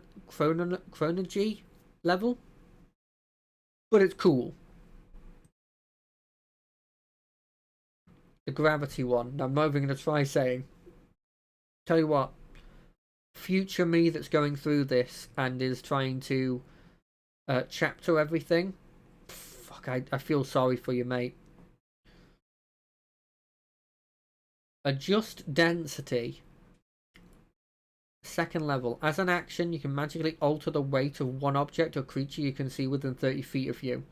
The object or creature must be large or smaller. The target's weight is halved or doubled for up to 1 minute, or until your concentration ends, as if you're concentrating on a spell. While the weight of a creature is halved by this effect, the creature's speed is increased by 10 feet. It can jump twice as far as normal and has disadvantage on strength checks and saving throws. While the weight of the creature is doubled by this effect, the creature's speed is reduced by 10 feet and has advantage on strength checks and saving throws. Upon reaching 10th level in this class, you can target an object or a creature that is huge or smaller. This is interesting, because none of these are a strict negative and none of these are strict positive, right? So initially you'd be like, okay, well, I'll increase the weight on the boss and now he can't move as much. But now you've given them advantage on strength saves, which isn't insignificant. And it's like, okay, then I'll half his weight and give him disadvantage on that stuff. Well, you've given him an increase in move speed. Now, admittedly, strength saves don't come up too much, right? Maybe if you net somebody, maybe if you're trying to grapple them, it might come up, but they don't normally come up, right? But it's interesting to see that none of these features are innately bad for somebody you put on there, or innately good for somebody you put to be put on. Realistically, what you're doing is you're either increasing the weight of the enemy or lowering the weight of your friend. I like this ability. It's got a lot of flavour to it. I'm a bit surprised it doesn't come with another ability that's a little passive, like maybe your speed increasing by 10 feet or something. Like, a little passive that does a tiny thing, but nothing incredible. But in general, I quite like this ability. I have no problems with it. Gravity Well. You learn how to manipulate gravity around a living being. When you cast a spell on a creature, you can move that target 5 feet to an unoccupied space of your choice if the target is willing to move. The spell hits it with an attack or it fails a saving throw against the spell. Okay, so if you cast a buff on your friend, you can move him 5 feet. If you hit an enemy with an attack, you can move him 5 feet. If they fail a saving throw, you can move him 5 feet. That's useful. I don't think it's as impactful as some of the other 6th level abilities, but it'll have some tactical use, because you can start, because it's force movement, people won't get attacks of opportunities on people, so you can move them out of getting out of like melee range. You can also move people into melee range to gum them up so that they can't get to your backline. So there is some strategy behind it. But I don't hate the ability. It's just some of the 6th level abilities have been really impactful. So it's a neutral leaning towards positive instead of some of them that have been incredibly positive. But it's not negative, right? Violent Attraction. When another creature that you can see within 60 feet of you hits with a weapon attack, you can use your reaction to increase the attack's velocity, causing the attack's target to deal to take an additional 1d10 of the weapon's type. Alternatively, if a creature within 60 feet of you takes damage from a fall, you can use your reaction to increase the fall damage by 2d10. You can use this feature a number of times equal to your intelligence modifier, and you get it back on a long rest. These are nice little thematic abilities. Extra little damage that you can add to other people's abilities is pretty useful, because I mean, any bits of damage is decent. I mean, it is using reaction, but that's fine. You're not really using your reaction too much, except for maybe shield as a wizard. So the extra little damage is appreciated, but and the additional thing of like, if they fall, you can make them take more damage is also pretty cool. There are some ways you can use that in combat where like you lift somebody up, you levitate somebody with the levitation spell or maybe some other spell, and then you just reaction, you increase their fall damage. There's uses behind that. I don't mind it. It's not sparking a lot of joy or like ideas in my head of like how I would use it though. As an action, you can magically emit a powerful field of gravitational energy that tugs at other creatures for up to 1 minute or until your concentration ends, as if you're concentrating on a spell. For the duration, whenever a creature hostile to you starts its turn within 30 feet of you, it must make a strength saving throw against your spell save DC. On a fail, it takes 2d10 force damage, and its speed is reduced to 0 until the end of its next turn. On a successful save, it takes half as much damage, and every foot it moves this turn costs 2 extra feet of movement. Once you use this feature, you can't do so again until you finish a long rest, until you expend a 3rd level or higher spell slot. So you do this, you make a field that tugs at other creatures for 1 minute. Okay, so use your action to activate this thing. And then whenever they get close to you, you can make them do a strength save, or they take damage and stop. And even if they succeed, it's still difficult terrain. And when you combine that with this, that I think you can still do, because it's... I don't know. I don't think you can actually, now that I think about it. That's a shame. I thought that'd be a really cool combo. That's pretty cool. Make sure that you and your friends around you don't get attacked. But the fact it says starts your turn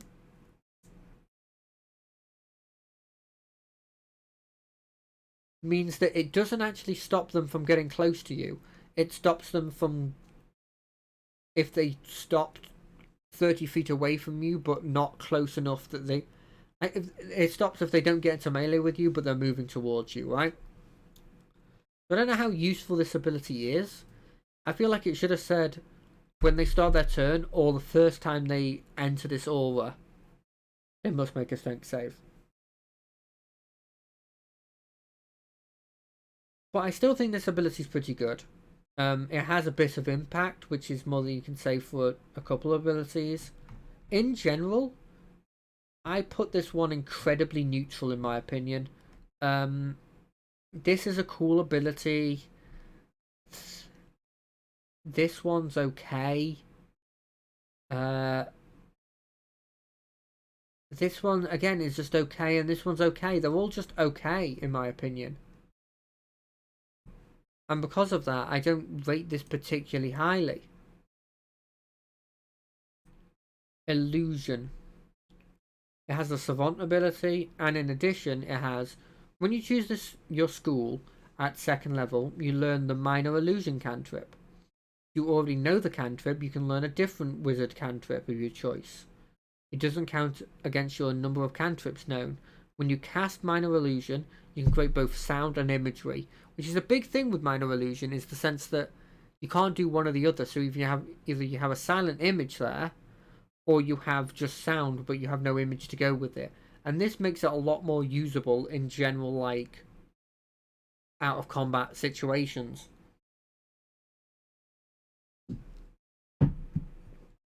Because you could make a man, and then you could make him talk and go, hey, but like, and then just maybe wave at them, you know, like to make them come over. So stuff like that.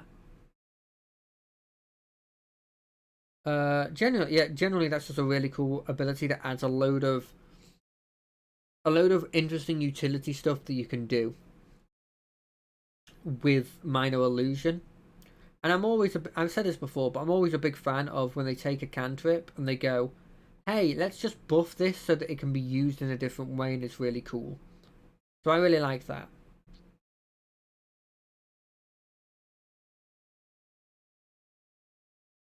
Malleable Illusions. Starting at 6th level, when you cast an illusion spell that has a duration of 1 minute or longer, you can use your action to change the nature of that illusion, provided that you can see the illusion.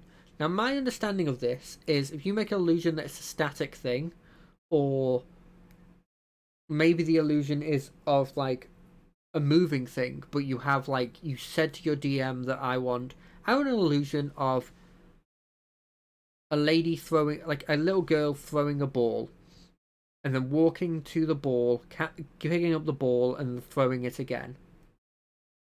My understanding of this ability is that you can go,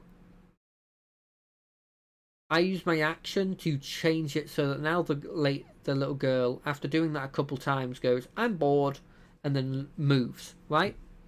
That you can change what initially you put in for that, which again is just another one of those things that allows you to use illusion magic a lot more freely, which in my head I'm not very good at thinking of these things because I'm not very good at thinking like very creatively. It's one of my big problems.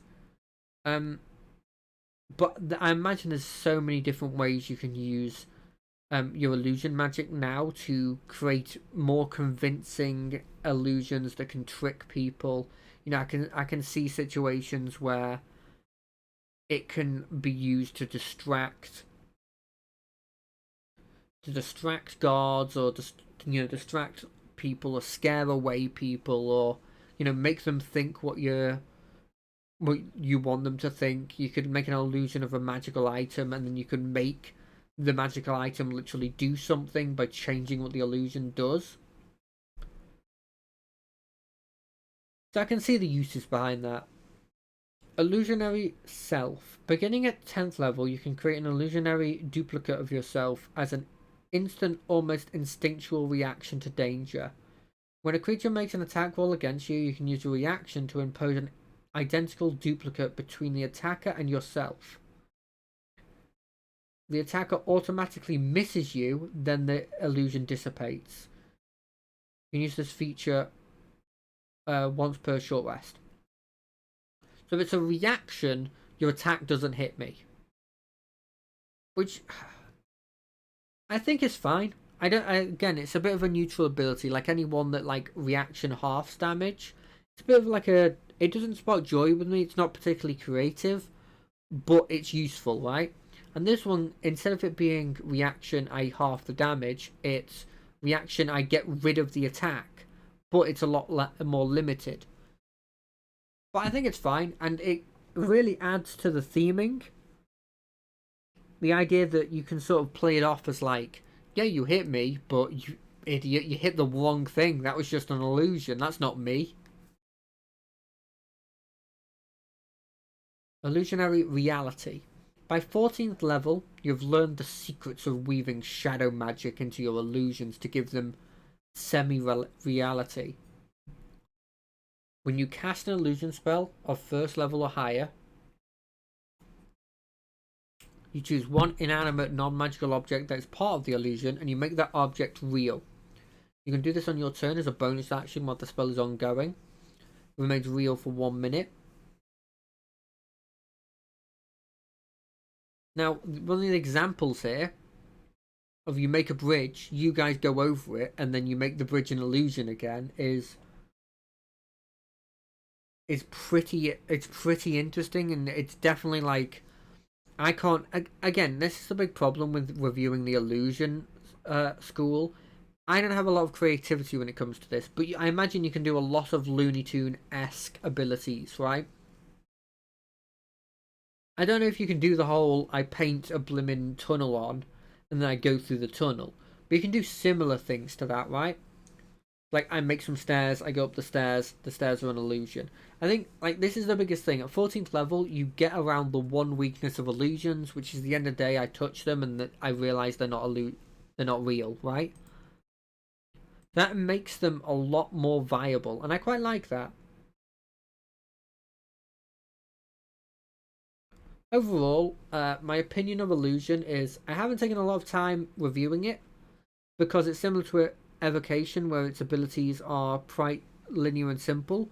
But I imagine the difference here is Illusion. I imagine people who are really creative and know how these spells work can come up with infinite ways they can use the restriction, like the parts of these abilities that get rid of restrictions with spells, to make really interesting things that they can do. And I feel like the people who can use this to the best ability will be like the best players ever. Like, they're the ones that are just coming up with so many creative solutions, and like, sure, they're not the best in combat, but who freaking cares? And there's nothing here that says they can't also take Fireball, so they can be decent in combat as well. Necromancy. Can you believe I've been going for an hour and 46 minutes and there's still as many subclasses as the Artificer has left? That's how insane the Wizard is. It's just because when it started, it got a subclass for every school,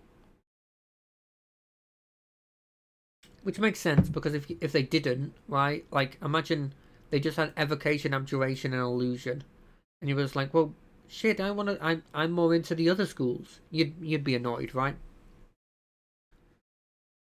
Necromancy Savant, we all know what this is. Grim Harvest. At 2nd level, you get the ability to reap life energy from the creatures you kill with your spells. Once per turn, when you kill one or more creatures with a spell of 1st level or higher, you gain hit points equal to twice the spell level, or 3 times its level if the spell belongs to the School of Necromancy, which there are a decent amount of spells that do damage that are from the School of Necromancy. But you don't gain the benefit of killing a construct or an undead. Oof, that's a dagger in the heart. I really don't like that final line of text. I didn't like it last time, and I don't like it this time. Especially with Necromancy, where I feel like it should work on undead, because they've been brought in by like necromantic energy, and surely you could siphon that energy into yourself. In terms of this ability, I don't think it has the impact that some of the other schools' abilities had, because I don't think that this tiny increase to your health is that significant.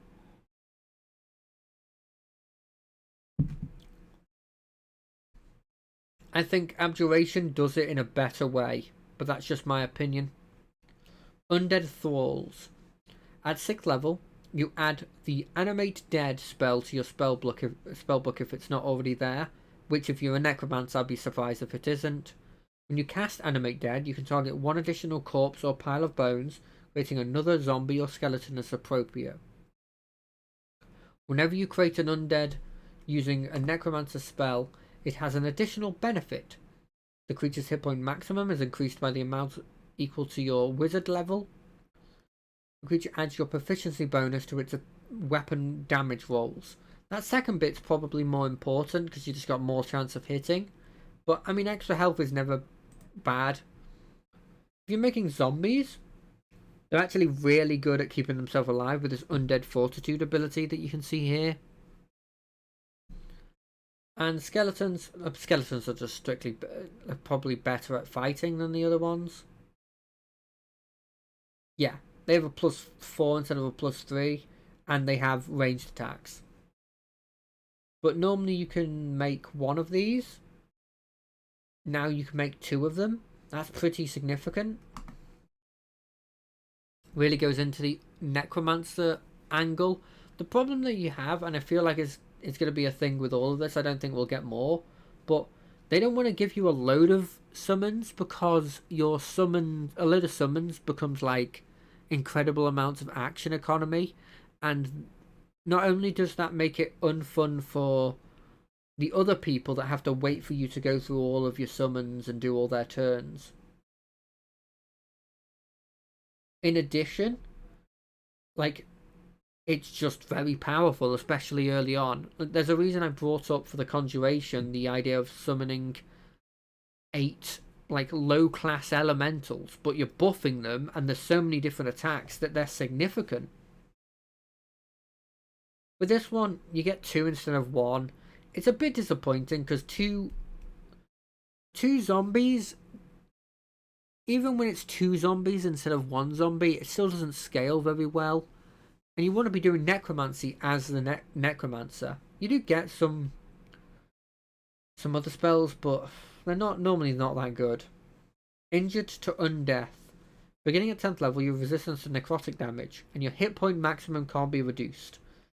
You have spent so much time dealing with undead and the forces that animate them that you've become inured to some of their worst effects. I'm assuming that means immune or resistant.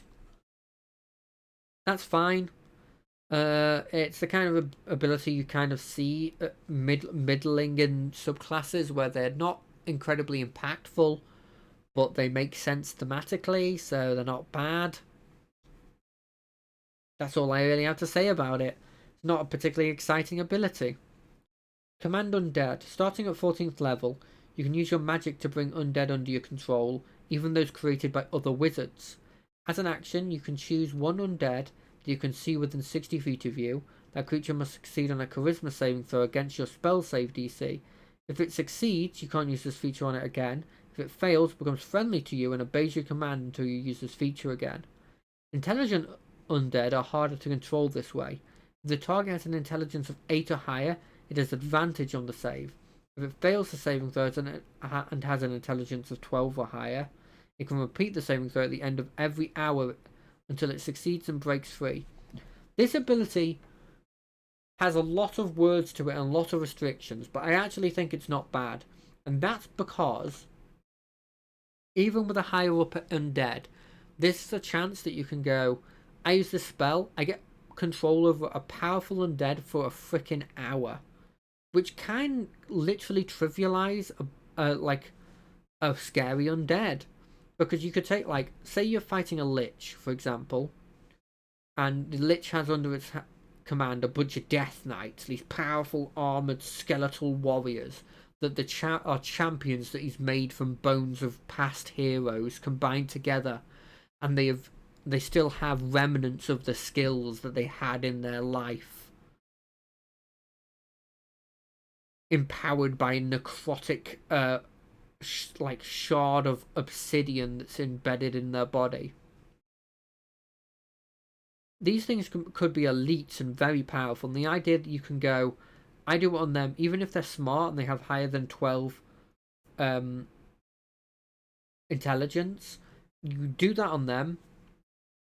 Say they fail the advantage roll. You got 2 chances on it because there's 2 of them in this hypothetical situation. You get one of them. That one fights the other one. You've eliminated his elites, and if it rolls well, or you help him, that elite now gets to fight in the combat, because the combat's not lasting more than an hour. That's incredibly unlikely. So I find that quite good. In general, Necromancer, it suffers from not actually being able to be what you'd expect a Necromancer to be, because you can't have a huge army. Because having a huge army is detrimental, because it means that you get a load of actions that nobody else gets to do anything while you're doing all these actions, and in addition, it's pretty powerful. Action economy is king, and with bounded accuracy being a thing where, you know, if you roll a 20, you're hitting no matter how high their AC is, right? With bounded accuracy being a thing, having a lot of little dudes attacking isn't that bad.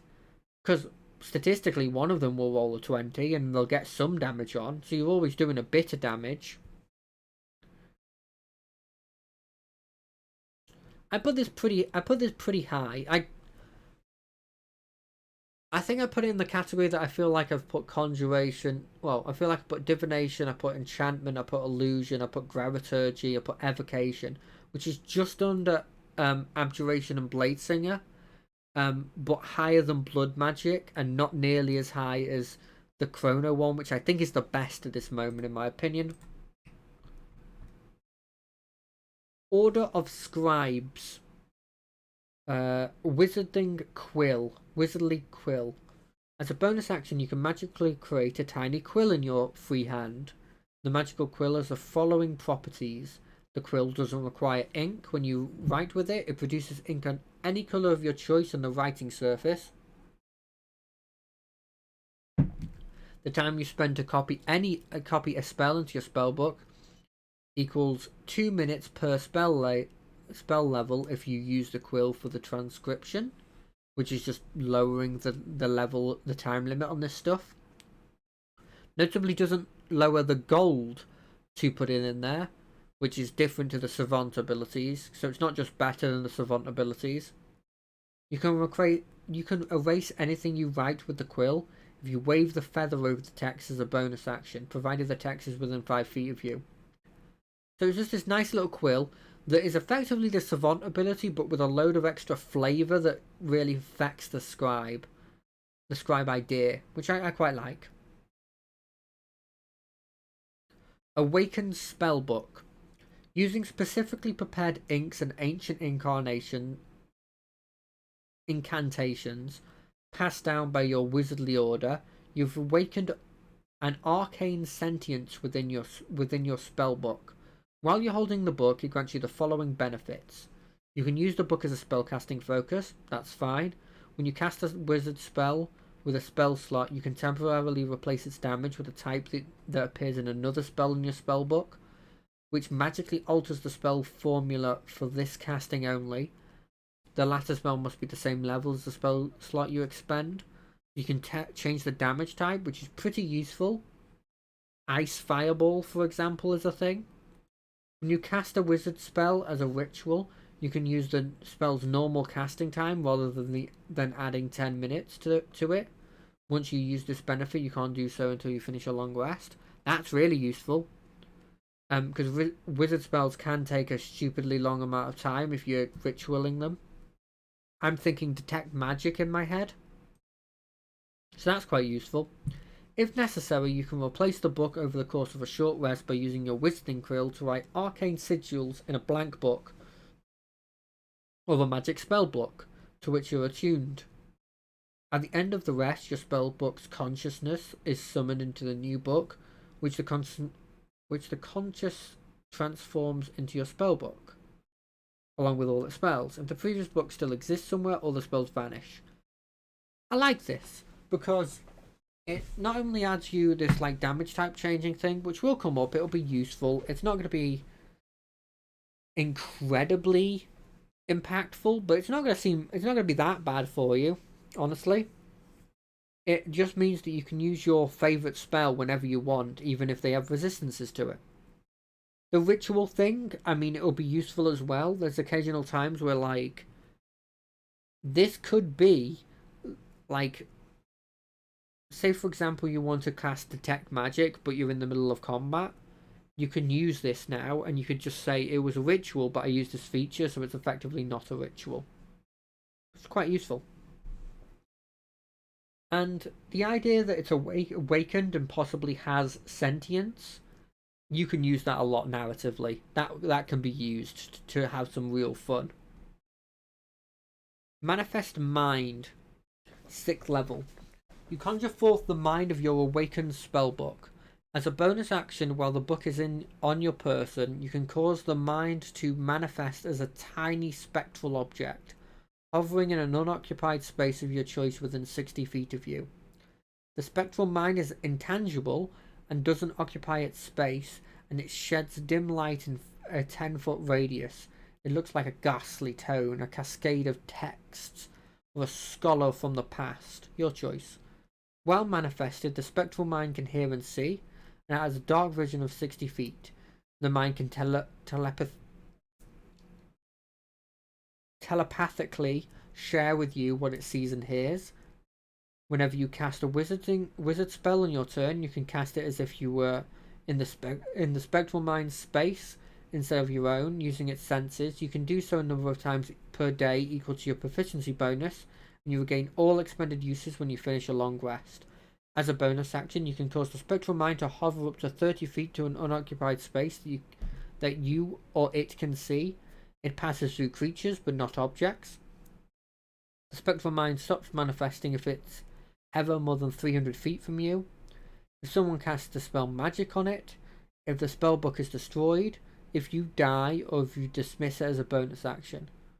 Once you conjure the mind, you can't do so until you finish a long rest or until you expend a spell slot of any level to conjure it again.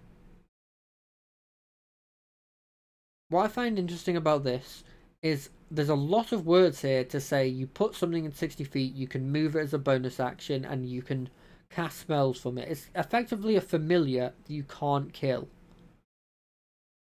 which I think is interesting.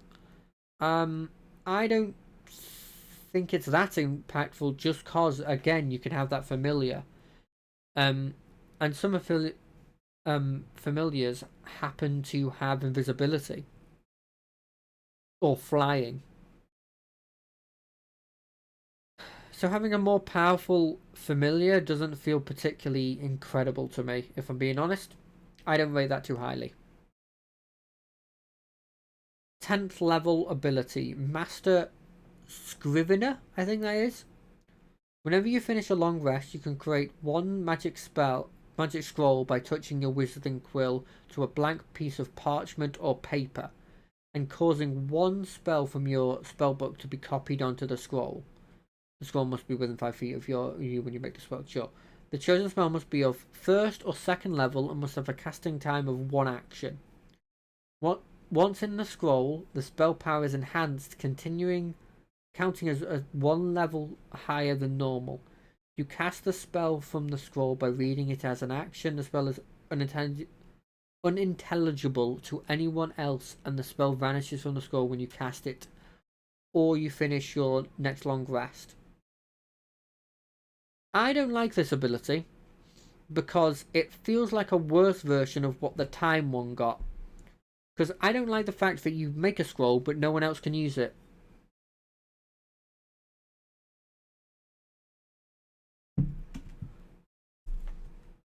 I think there's a lot of missed things that they could easily have done with this one. And it surprises me. Because this is a later ability. Oh, that's why it's doing that, because it's frozen. Cool.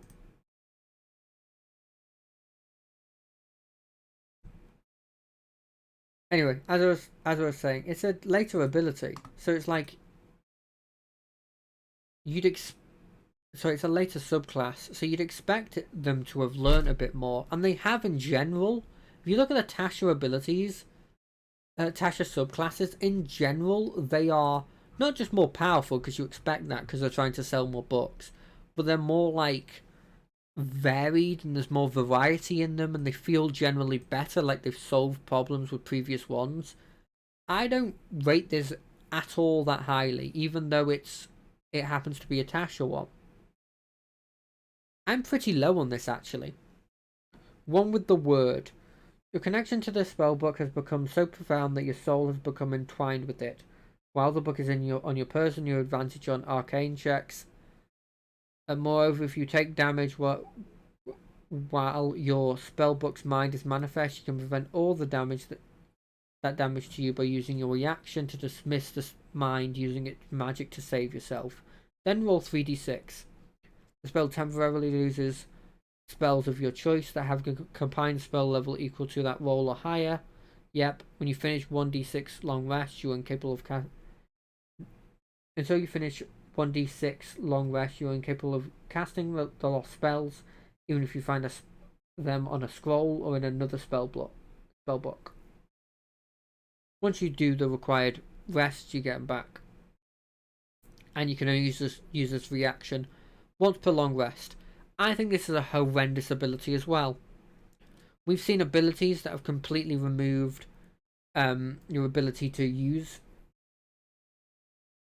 the damage you take before, and sure, they give you exhaustion, but this feels horrendous. You're spending a lot to get the spell list you have. You don't have access to everything as a wizard. And the idea that you use this feature, and not only does it get rid of your mind, which probably could have been enough, it also makes you roll 3d6. So absolute minimum, you lose a 3rd level spell. Maximum, you can roll blimmin' 18. That's huge. That's insane.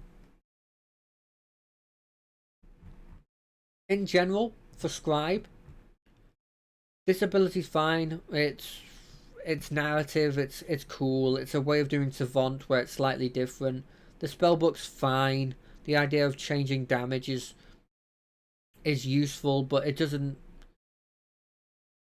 fundamentally change how I play. Manifest Mind is just slightly better familiar, so it's kind of, I'm not a big fan of it. One with the Word I just hate, and Master Scrivener I just don't like either. I put this pretty low. It's with the Blood Mage. Transmutation. It has the Savant ability. Also, in addition, at 2nd level, when you select this school, you can temporarily alter the physical proportions of one non-magical item, changing its substance into another. You perform a special alchemical procedure on one object comprised entirely of wood, stone, stone, but not a gemstone, iron, copper, or silver. So I put the commas in there because I didn't want people thinking it was an object that's composed of wood, stone, iron, copper, or silver. Transforming into a different one of these materials. For each 10 minutes you spend performing the procedure, you can change it, transform up to 1 cubic foot of material. After 1 hour, or until you lose your concentration, the material reverts to an original substance. I don't know if I particularly like that ability. For Illusion, I understood how you could use it out of combat, even though I couldn't think of any way of using it. This one, I don't understand how you use it. I don't understand the...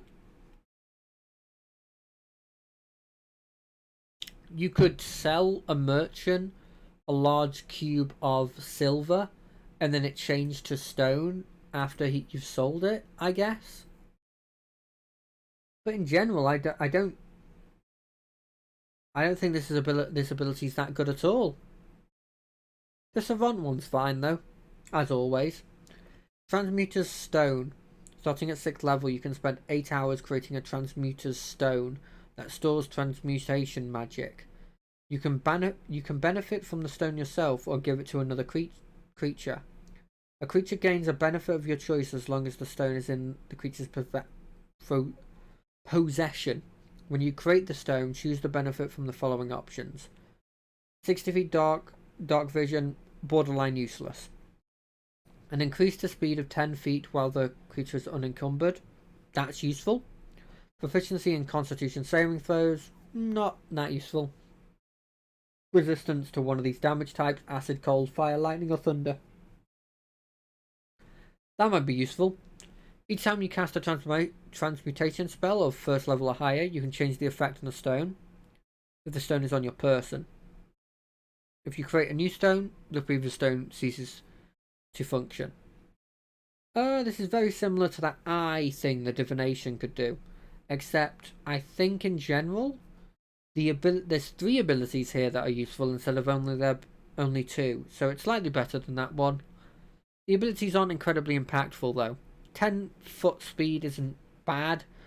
Proficiency in Constitution's like it gives you more like movability. You can get into battle easier if you put it on, say, your barbarian or something, or your fighter or your paladin. You know, your front lines. Proficiency in Constitution saving throws. It occasionally comes up. I think a couple of poisons may ask for it, but it's not the top saving throw. That goes to Wisdom and then Dex. So I don't think that's incredible because of that.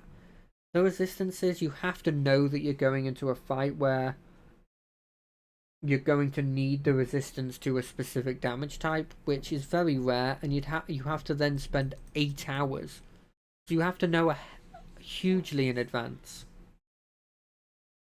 At 10th level, you add the Polymorph spell to your spellbook, if it's not there already. You can cast Polymorph without expending a spell slot. When you do so, you can target only yourself and transform into a beast of challenge rating 1 or lower. Once you cast Polymorph in this way, you can't do so again until you finish a short or long rest. You can cast it normally. This feels very weird. This could be a 2nd level ability in my opinion. I think this ability is vastly weak, like incredibly weak for where it is. And the idea that you're gaining ability at 10th level that a druid can do at like 3rd level, maybe even before 3rd level, it might be able to do it 2nd level,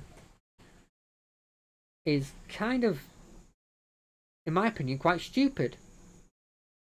I'm not a big fan of that. Master Transmuter. Starting at 14th level, you can use your action to consume the reserve of transmutation magic stored within your stone in a single burst. When you do so, choose one of the following effects. One of the following effects, comma, your transmutation stone is destroyed and can't be remade until you finish a long rest. You can either transmute one non-magical object no larger than 5 foot than a 5-foot cube into a non-magical object of a similar size and mass and of equal or less value. I can see the use behind that. You can change anything you have, change a bunch of gold into a useful item that you can use. That actually, I thought about it for a second. I can see the use behind that. You can remove all curses, diseases, and poisons affecting a creature that you touch with the transmutation stone. The creature also regains all of its hit points back.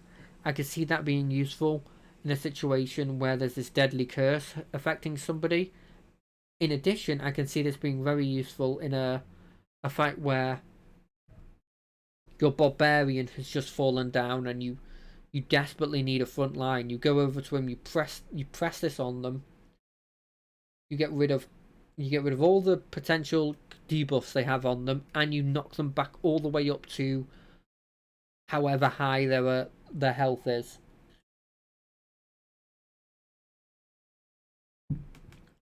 You can cast Raise Dead on a creature without expending a spell slot or needing to have the spell in your spell book. Not very useful. It's a 5th level spell using a 14th level ability. What level spells do you have at that point? Okay, it's not too bad actually. You've only got 7th level spells at this point.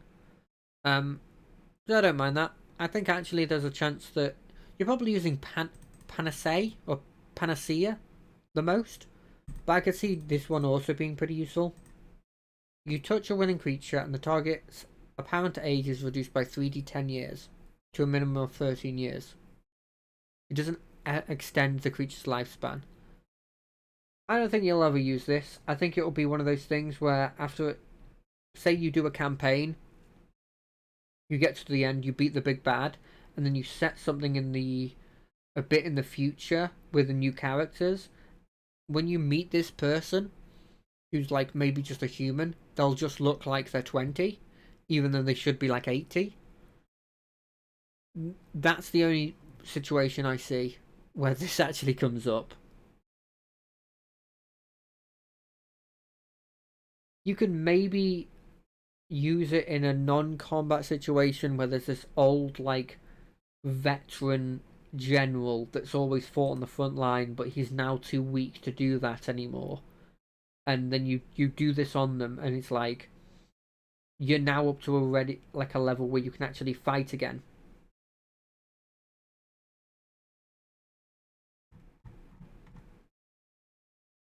Overall, be honest, I'm pretty low on transmutation. It could just be because I'm not understanding how you use them, but I don't understand how the second level ability has really much use.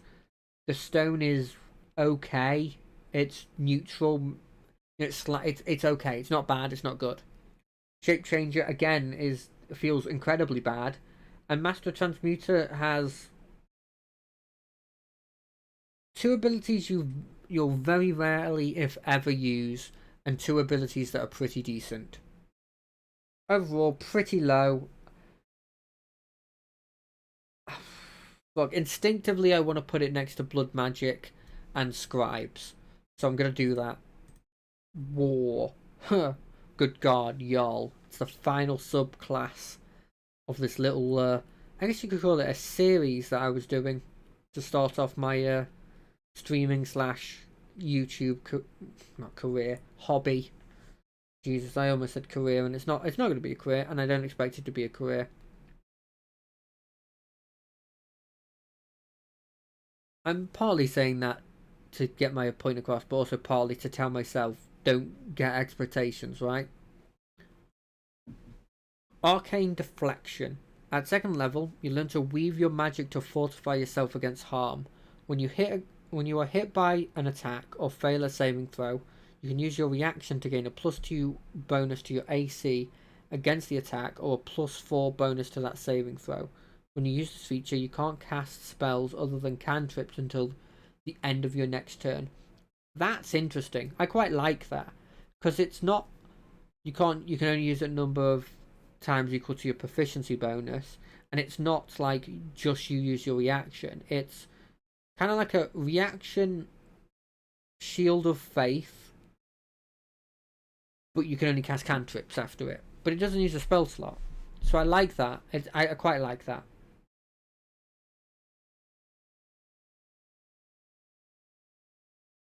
Starting at second level, your keen ability to assess tactical situations allow you to act quickly in battle. You give yourself a bonus to initiative rolls equal to your intelligence modifier. Now, as I said before, if there's nothing that actually uses this, I find this ability to be kind of a nothing ability. But we'll see later on. By the way, before we go any further, I fucking love this line. What good is being able to throw a mighty fireball if I die before I cast it? I love that. Power Surge. Starting at 6th level, you can store magical energy within yourself to later empower your damaging spells. In its stored form, the energy is called a Power Surge. You store a maximum number of Power Surges equal to your intelligence modifier. When you finish your long rest, your number of Power Surges resets to 1. Whenever you successfully end a spell with Dispel Magic or Counterspell, you gain 1 Power Surge as you steal magic from the spell you foiled. If you end a short rest with no Power Surges, you gain a Power Surge. Once per turn, when you deal damage to a creature or an object with a wizard spell, you can expend 1 Power Surge to deal extra force damage to that target. The extra damage is equal to half your wizard level. I like this little second mechanic of stuff you can use in addition to spell slots. This idea that you have these little surges that allow you to, when you're using your defensive spells, to dispel their magic, particularly counterspell, because dispel magic I feel like gets a little less use. The fact that you get this little bonus that allows you to just do these little bits of extra damage is really cool. Yeah, I have no complaints about that ability. Durable Magic. Beginning at 10th level, the magic you channel helps ward off harm. While you maintain concentration on a spell, you have +2 bonus to AC in all saving throws. What's notable about that is you do a saving throw to keep concentration. You're getting a bonus to that as well. I like this because it's just bumping up the fact that you have this little bit of extra AC that no other wizard except from the Bladesinger have. But you're not going into melee. You just got it because your character canonically just made sure to go a balanced style of fighting because you're made for fighting. I have no complaints about that ability. At 14th level, your Arcane Deflection becomes infused with deadly magic. When you use your Arcane Deflection feature, which is the +2 AC but you can't use spells, you can cause magical energy to arc from you. Up to 3 creatures of your choice that you can see within 60 feet of you take force damage equal to half your wizard level. You do this, you can do that as many number of times as you want, and this goes, when you do this, you can also hurt people. You could make it so the attack doesn't even hit you and hurt other people. I really like that. It's not an incredibly impactful ability, as I've said for almost all of these at this point, so I understand if it seems like I'm being a bit repetitive. But it really makes this second level ability much more useful. I think the problem War Magic does have is still innately you don't have a lot of AC. So I'm thinking, like, even if you've got Dex at +5 at the end of it, you're wearing nothing. So you have a base 10, then you have a +5 to it, so you're 15. This can bump you up to 17, which at 14th level is not very good. And then you can have if you're concentrating on a spell, it's not 17, it's 19. Which isn't bad, but this isn't the point where people should be having +1 or +2 armor. So in general, you're still a bit behind the curve, but not as much as the normal wizard is, and not as much as the non-armored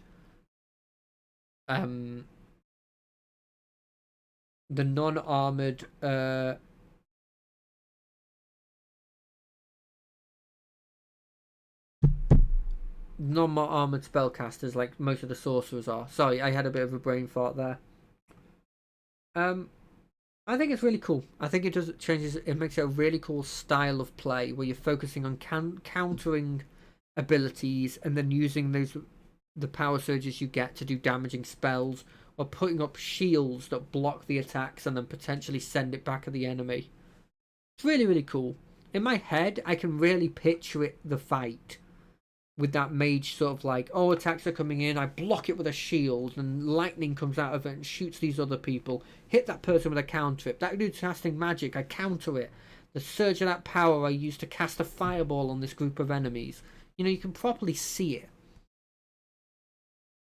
I think I'll put this one slightly higher than these two, Abjuration and Bladesinger, but not for Chronology one. In my final summary of these subclasses, let's go through them and let's see if I remember a lot about them. Abjuration was really cool because it added that little ward that you had that both made it so you were more tanky, and then later on you were allowed to give it to other people, which was really useful.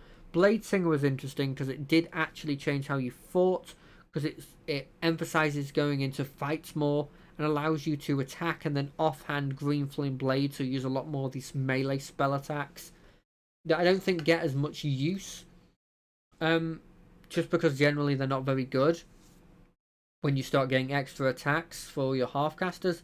Blood Magic was interesting with what it was going for. The theming was really cool, but I don't feel like you have the health pool to be taking all this damage, and there was no way to mitigate it until literally the capstone feature. Chronology was really, really cool because all of its abilities were interesting and can be used in multiple different ways. Whether it was the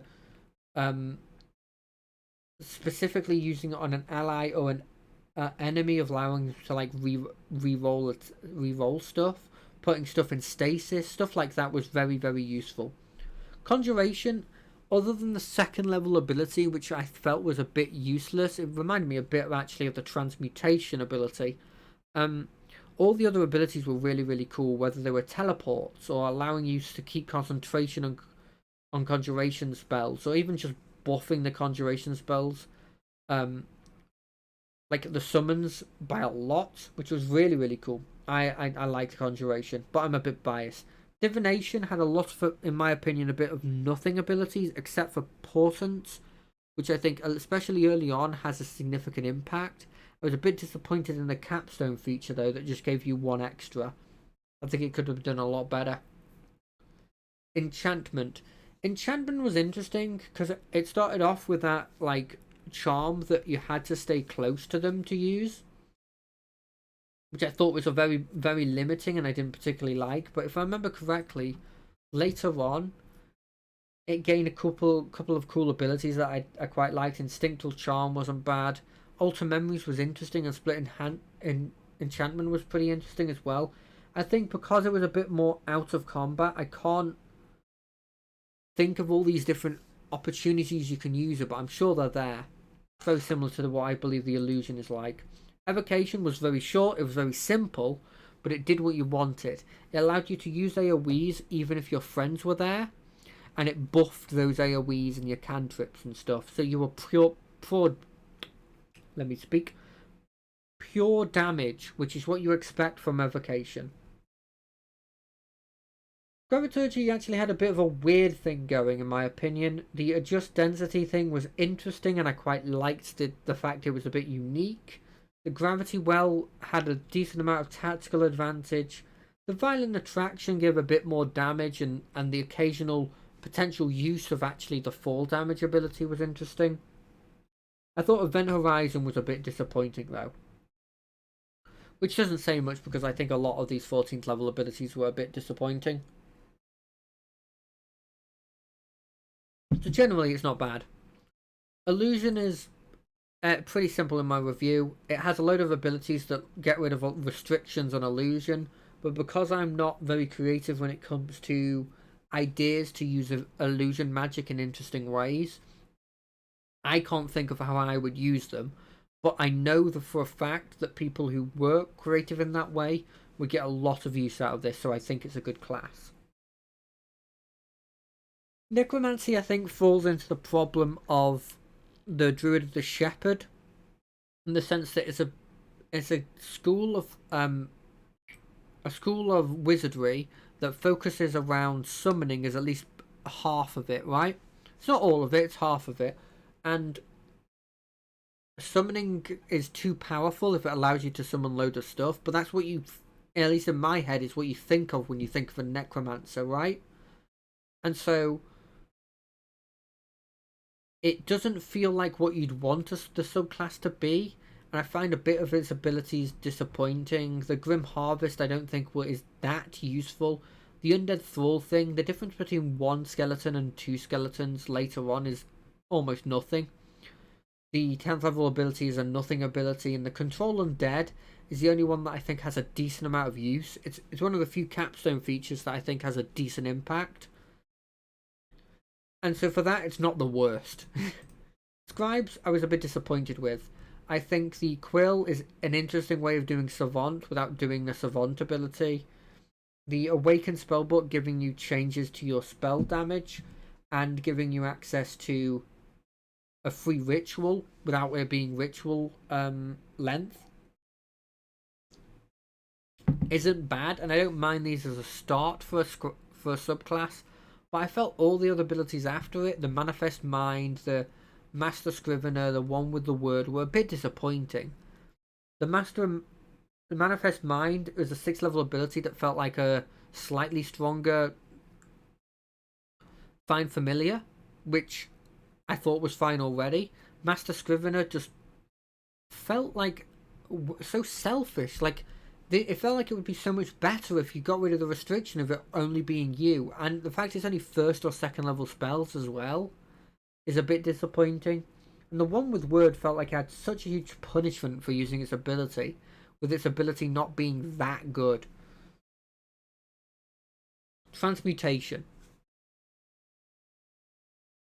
Transmutation one I just didn't understand, if I'm being completely honest.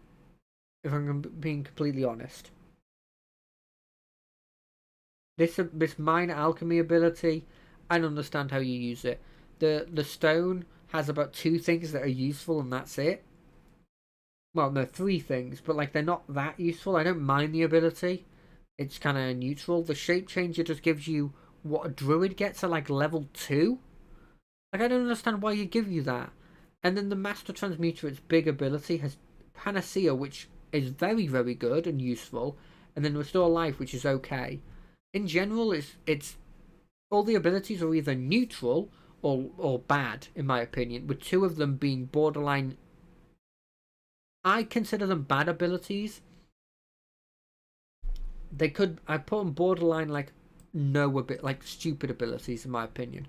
War is really interesting because it gave you access to not necessarily a new way to play, but in my head the image of it, like, because of its abilities, changes in the sense that you play a lot more like you're not focusing in one way. You're very much a balanced person in combat, so you're not overly countering stuff and overly dispelling stuff, and you're not overly casting damaging spells. You're doing a bit of both, but they seemingly go in between each other with the power surge ability that I think blends them really well. It blends them in a way that I wish they would blend some of the like half caster things. You know, like Eldritch Knight or Arcane Trickster. Arcane Trickster lesser so, but the idea that like you blend your magical spells in with your melee like seamlessly so that you can do both of them, you can switch between them easily, and there's reason to do one over the other in specific situations. War does it very well in terms of like disruption spells and damaging spells. So yeah, Wizard. I went into it not particularly liking Wizard. I'll be honest, I haven't come out of it particularly liking Wizard. I was going at it sort of like objectively in terms of interesting.